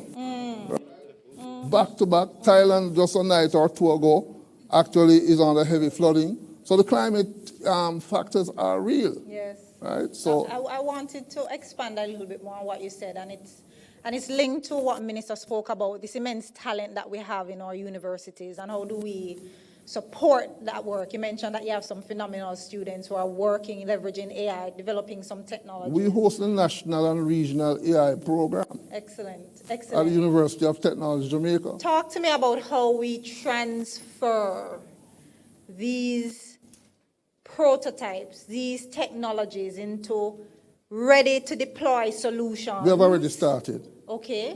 We have already started, which is why the practical oriented concept of what UTech represents is not a situation where we are saying we want to do these things. Students and staff are working on projects currently, right, with local companies to support these outcomes. Some are working with Paris right now. Well, I was impressed to see that you have an intern with you who can look at some of this data. So there are several students, both in computing and engineering, primarily, but we really want more persons in the various subdisciplines of the sciences to be able to come into this space. Yes. I could argue that a data scientist sits in every scientist. Yes, absolutely right. And I've always said that, even in the university community, but it's not properly leveraged. So, God forbid, we didn't want a hurricane to come. To now, let us realize that we must leverage the use of this to support these outcomes. So many of the technologies that we use every day started in a garage, started in a small student lab. Carlington, you are dealing with a lot of these innovative young people, innovative ideators, and actually developing true enterprises and businesses. How do we, what's the process? What do we need to start looking at in getting some of these real opportunities? I kind of want to segue from what Prof just discussed about the innovations in the universities. Yes. So that's what we call the brown economy. What we've been seeing is quite a few PhD students have developed very innovative ideas and very innovative solutions, but they stay patents. Yes. And that's one of the big challenges that we have seen over the years.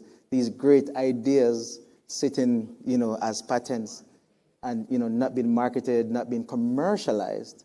So what has happened over the last couple of years that the Development Bank of Jamaica have actually established a few TCSOs, which is Technology Commercialization Sub-Offices. Yes. And the Scientific Research Council has one of those offices now. Okay. That they are commercializing these patents that has been developed by students in the respective universities. Excellent, excellent. And I think that one of these offices also is located at the University of West Indies, and there's also one at the University of Technology. So what we want to see is the commercializations of these brilliant ideas that has been developed by these students. Absolutely. And there's funding. There's a patent grant that exists at the Development Bank of Jamaica. Yes. There is enough, there's funding to start commercializing these offices. And we encourage persons to come in, to call in at the SRC, call the CCIC. You can also write to us. And we help, whether it's idea, prototype, or you're actually commercialized. If you're commercialized, we help you to scale into new markets. Excellent, But, excellent, excellent. you know, Thank you so those are much some of for the things that. that we Yes. do. We're gonna switch a little bit to food. I like bumpy banana, I won't lie. I prefer it to the normal banana, right? And post-burial, it seemed to have been the only banana we could get. Up to about 3 weeks before, you kind of feel like, okay, now we're kind of getting back into our normal banana varieties. And then here comes Melissa. And it is really just a microcosm of what storms and these natural disasters mean for food security. Talk to me, Cliff, about, those vulnerabilities. We know that, the bread basket has been hit. I think we're all worried about what that will mean very soon in our supermarkets in Kingston.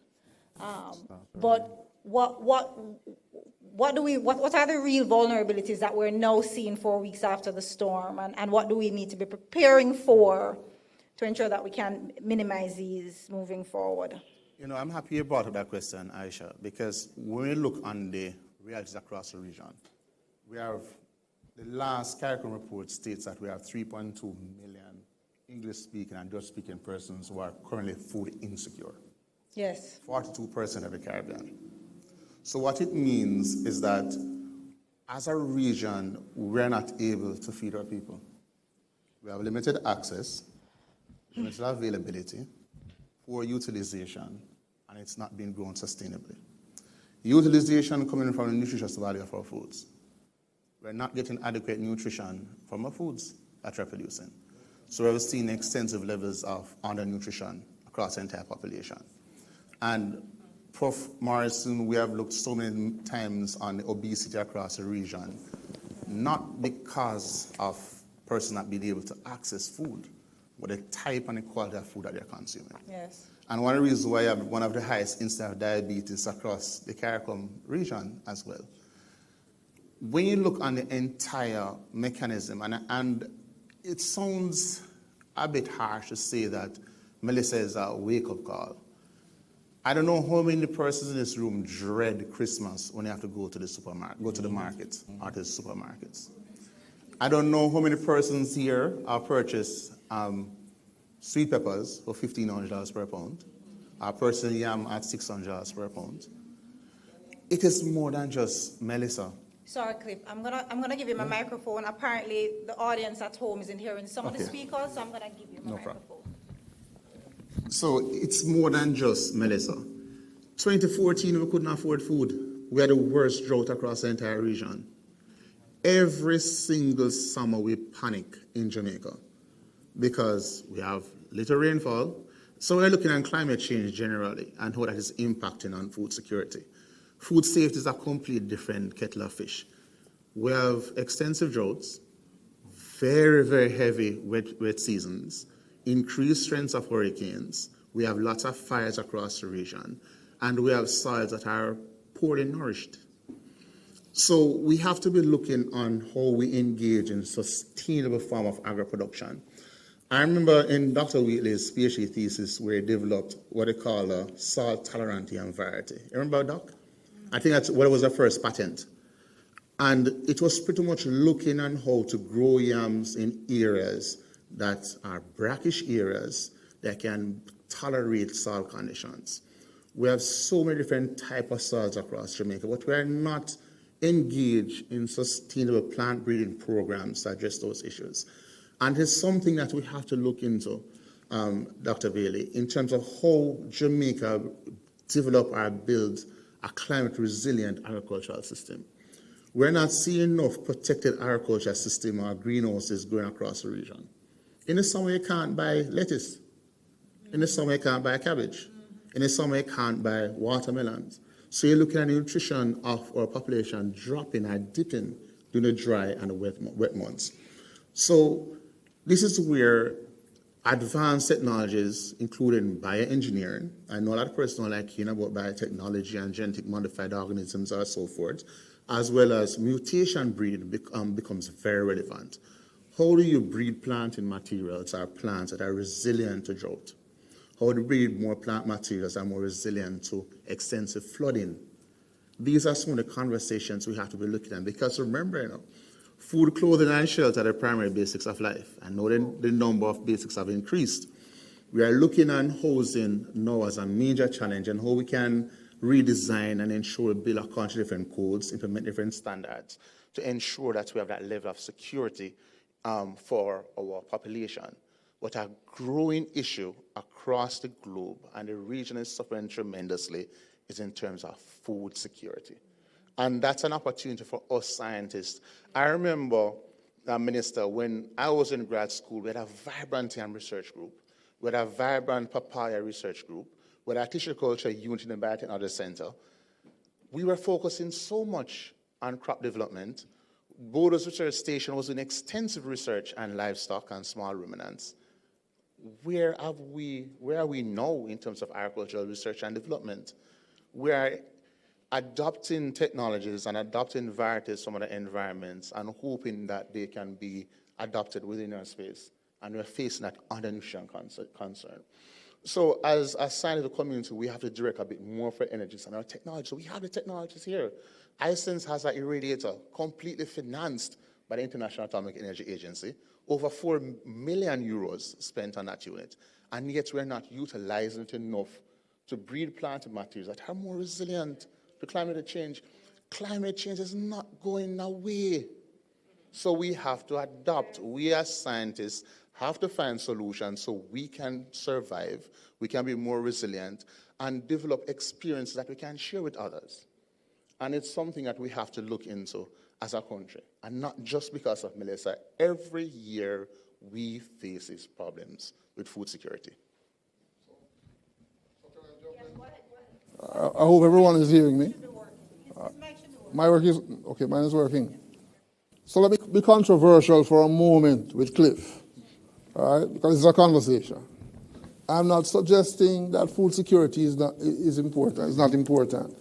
But we should be talking about food sovereignty. Yeah. But Minister, you were at UTech with us the other day when we had the Agro-Innovation Lab. We know the geopolitics happening in the region, as it is. Now we have natural disasters at our doorstep. The conversation really needs to be about, ladies and gentlemen, food sovereignty. So I come back to the AI now, because that's why I'm on the panel. Everything comes back to the argument of the technology, we need to be more granular as scientists in this specific conversation. The AI itself can support sustainable farming through what we call organic farming, where you can use the technology specific. Let's use AI to model what is happening to the soil and the various soil types, right? And take that data, that data set, and do a careful study of it to determine what feature conditions are required to grow various crops around the country. We could say that St. Elizabeth, as it is right now, is not in a position to grow crops that will give us anything for Christmas or anything in the early new year. But to explore what is possible around the country, we now need to look at collecting that data set. Probably, Paris, you already have it. I've been asking my engineering team and the consortium that we have created to quickly find the data based on the rapid assessments that we need to be doing across the country, and let us study that in a future-proofing laboratory. Let's call it that.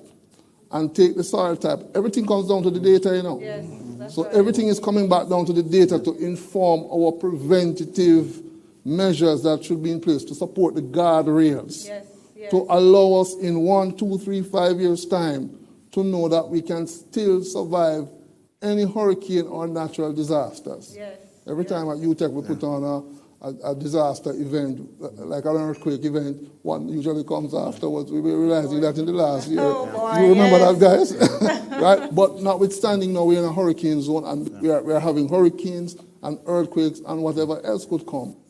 The solution to a problem lies in the data. So therefore, all of us in this scientific community Yes. should make the data available, shared, as you suggested, Minister, public. so we can study it. Yeah. We at UTEC are ready to take that data and use the AI binoculars to model and understand what can happen with the data and work with other scientists as a part of a learning organization. Let's call ourselves a learning organization, because the only way to get out of this is to learn our way out of it. Together, absolutely, absolutely. As I said, education. Dr. Riley had a comment on that. One of the things that we have to also bear in mind, Sean, and I'm happy you mentioned in terms of food sovereignty, we have to complement the data with practice. True. And I think that is one of the areas we have one of the biggest gaps. Because we know what to do, you know. We're just not doing it. True. We have seen other countries doing it. We are just not doing it. Exactly. After we developed salt, taranti, and varieties, we're not planting them. So practice, it has to come from a policy level in terms of how we implement these. And one of the major challenges when it comes on to food sovereignty is your planting material. Where's our planting material? We're importing more than 80% of our seeds. How can you be a sovereign nation for food production when you don't even have your own seeds? So it has to come from that policy perspective. How do we deal with that seed and seed repository? And how do we apply the best practices that our scientists have developed? So we have the data, you know, Prof. The data is there, but we are not practicing it. So there's a disconnect. There's a big disconnect, and that has been a major disconnect with the scientific community and the end users. Yeah. Agreed. You see what I'm saying? That is where the gap is. There is a very vibrant discussion online, and I'd like to take some of those questions here. Let's start here. Dr. Riley, since you're already on the floor, let's keep it there. We had a question about fossil fuels, that we recognize that climate change is directly related to increased overuse of fossil fuels, and whether Jamaica has any plans to reduce its reliance on fossil fuels. So particularly, the person asked future energy resilience. Disasters like Hurricane Melissa highlight the fragility of our energy systems. Looking ahead, what role do you see for small modular nuclear reactors alongside renewable energy sources in building resilient, decentralized power systems that can withstand climate shocks? And how should communities balance innovation, safety, and sustainability in this transition? You know, Big question. I'm very happy you asked a question, because I didn't ask it. the diversification of energy is really critical. And you're talking about energy security or energy poverty, and that has been a major discussion over the past months or years. Who controls the cost of energy in Jamaica? When you're purchasing fossil fuel, we do not have any form of energy security. Our prices are being determined by the producers of oil or the importers of oil. Yes. And this is where the use of advanced technologies such as nuclear technology really comes in and gives the country that level of energy security or energy sovereignty.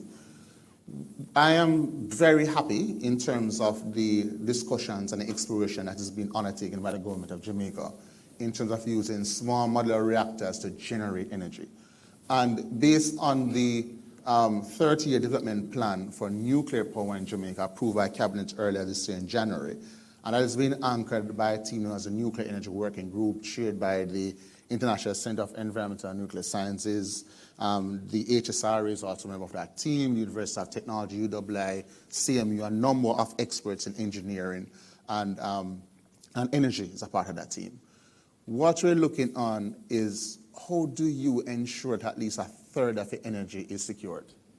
And this is where the nuclear material comes in. Yes. Using enriched uranium, you're able to have your fuel cells running nice and smooth for 15 to 25 years. Yes. You do not need to change them every single year.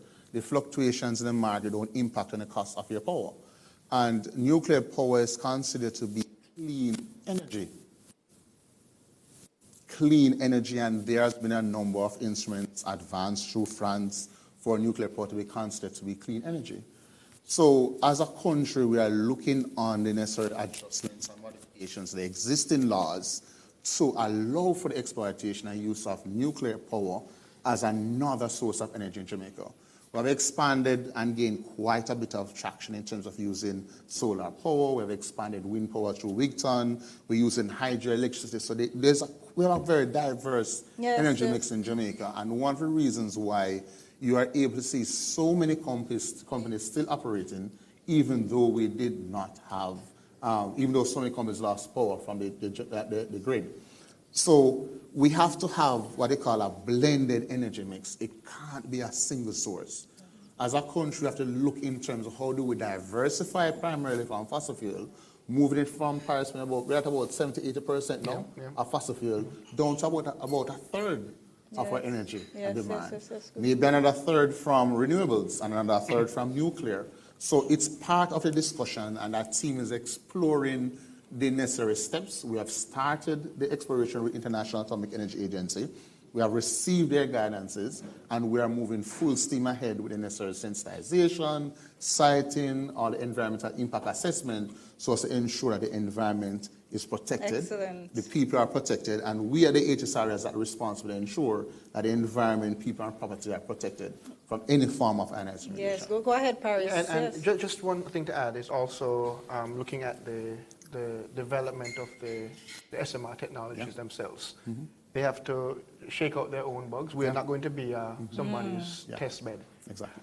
So once the technology, the next generation technologies mature, and then scale out, we'll be able to get the right product for the right price, and without being anybody's guinea pigs. Okay, excellent. And a critical point, Doc, that we need to emphasize: it's not something that's going to happen tomorrow. It's a 30-year plan. Yes, yes. So we can't expect that everything is going to be rolled out next week and per se we're going to buy SMR, implement it. That's not how it's going to happen. Yes, it's a fully planned out, fully collaborative program of implementation over a 30-year period. All right, good. Another question that came in. Thank you so much, Doc.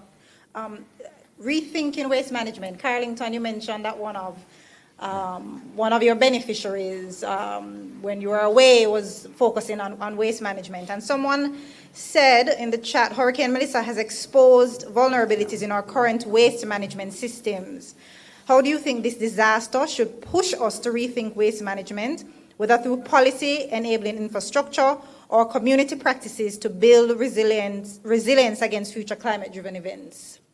So actually, one of our partners, we met at a conference in Montego Bay, and we were actually looking at dump sites. Mm-hmm. One of the things that we want to do is to look at how can we utilize the materials from dump sites to actually produce energy. Excellent. And not just produce energy, but to, look at the byproducts and how that can be used in other industries.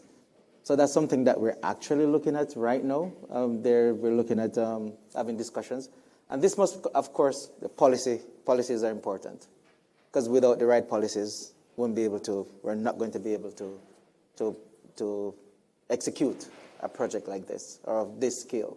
So it starts with the policy implementations. It starts with the partners, because there are several discussions that is happening with quite a few partners, locally, internationally. The SRC is also involved, the ODPEM, the Waste Management Department, and we're looking at scaling this. As first, we're looking at having this established here in Kingston. Yes. It's going to take some time. This is going to be over the next 5 years, and it's going to be done in a very modular way. You know, and once we have that implemented, then we can look at how we're going to scale that. But that's a project that we're looking at implementing over the next 5 years. Yes, go ahead, Prof. Thank you. Go ahead, Prof. Thorpe. On the point of policy. Yes. That's an excellent point. So we want to look at the upside of our situation, while Jamaica is still in a very good place. We have the approved data protection policy because we argue that to make informed decisions about the weather or various type of natural events, we need reliable, accurate data. Under policy and under the legislation, it is clear that the government is suggesting that, listen, we should all be data protection compliant. Now, I'm sitting on this side of the room talking about the leverage of artificial intelligence. Do we know that in order to build AI native systems that can take advantage of the data that Cliff and Paris is talking about, assumes that as organizations, as entities, both in government and private and public sector, we are all data protection compliant so we can support the data sharing. Yes, good right? point. So that's an important preface to the conversation, which I've always been advocating in several national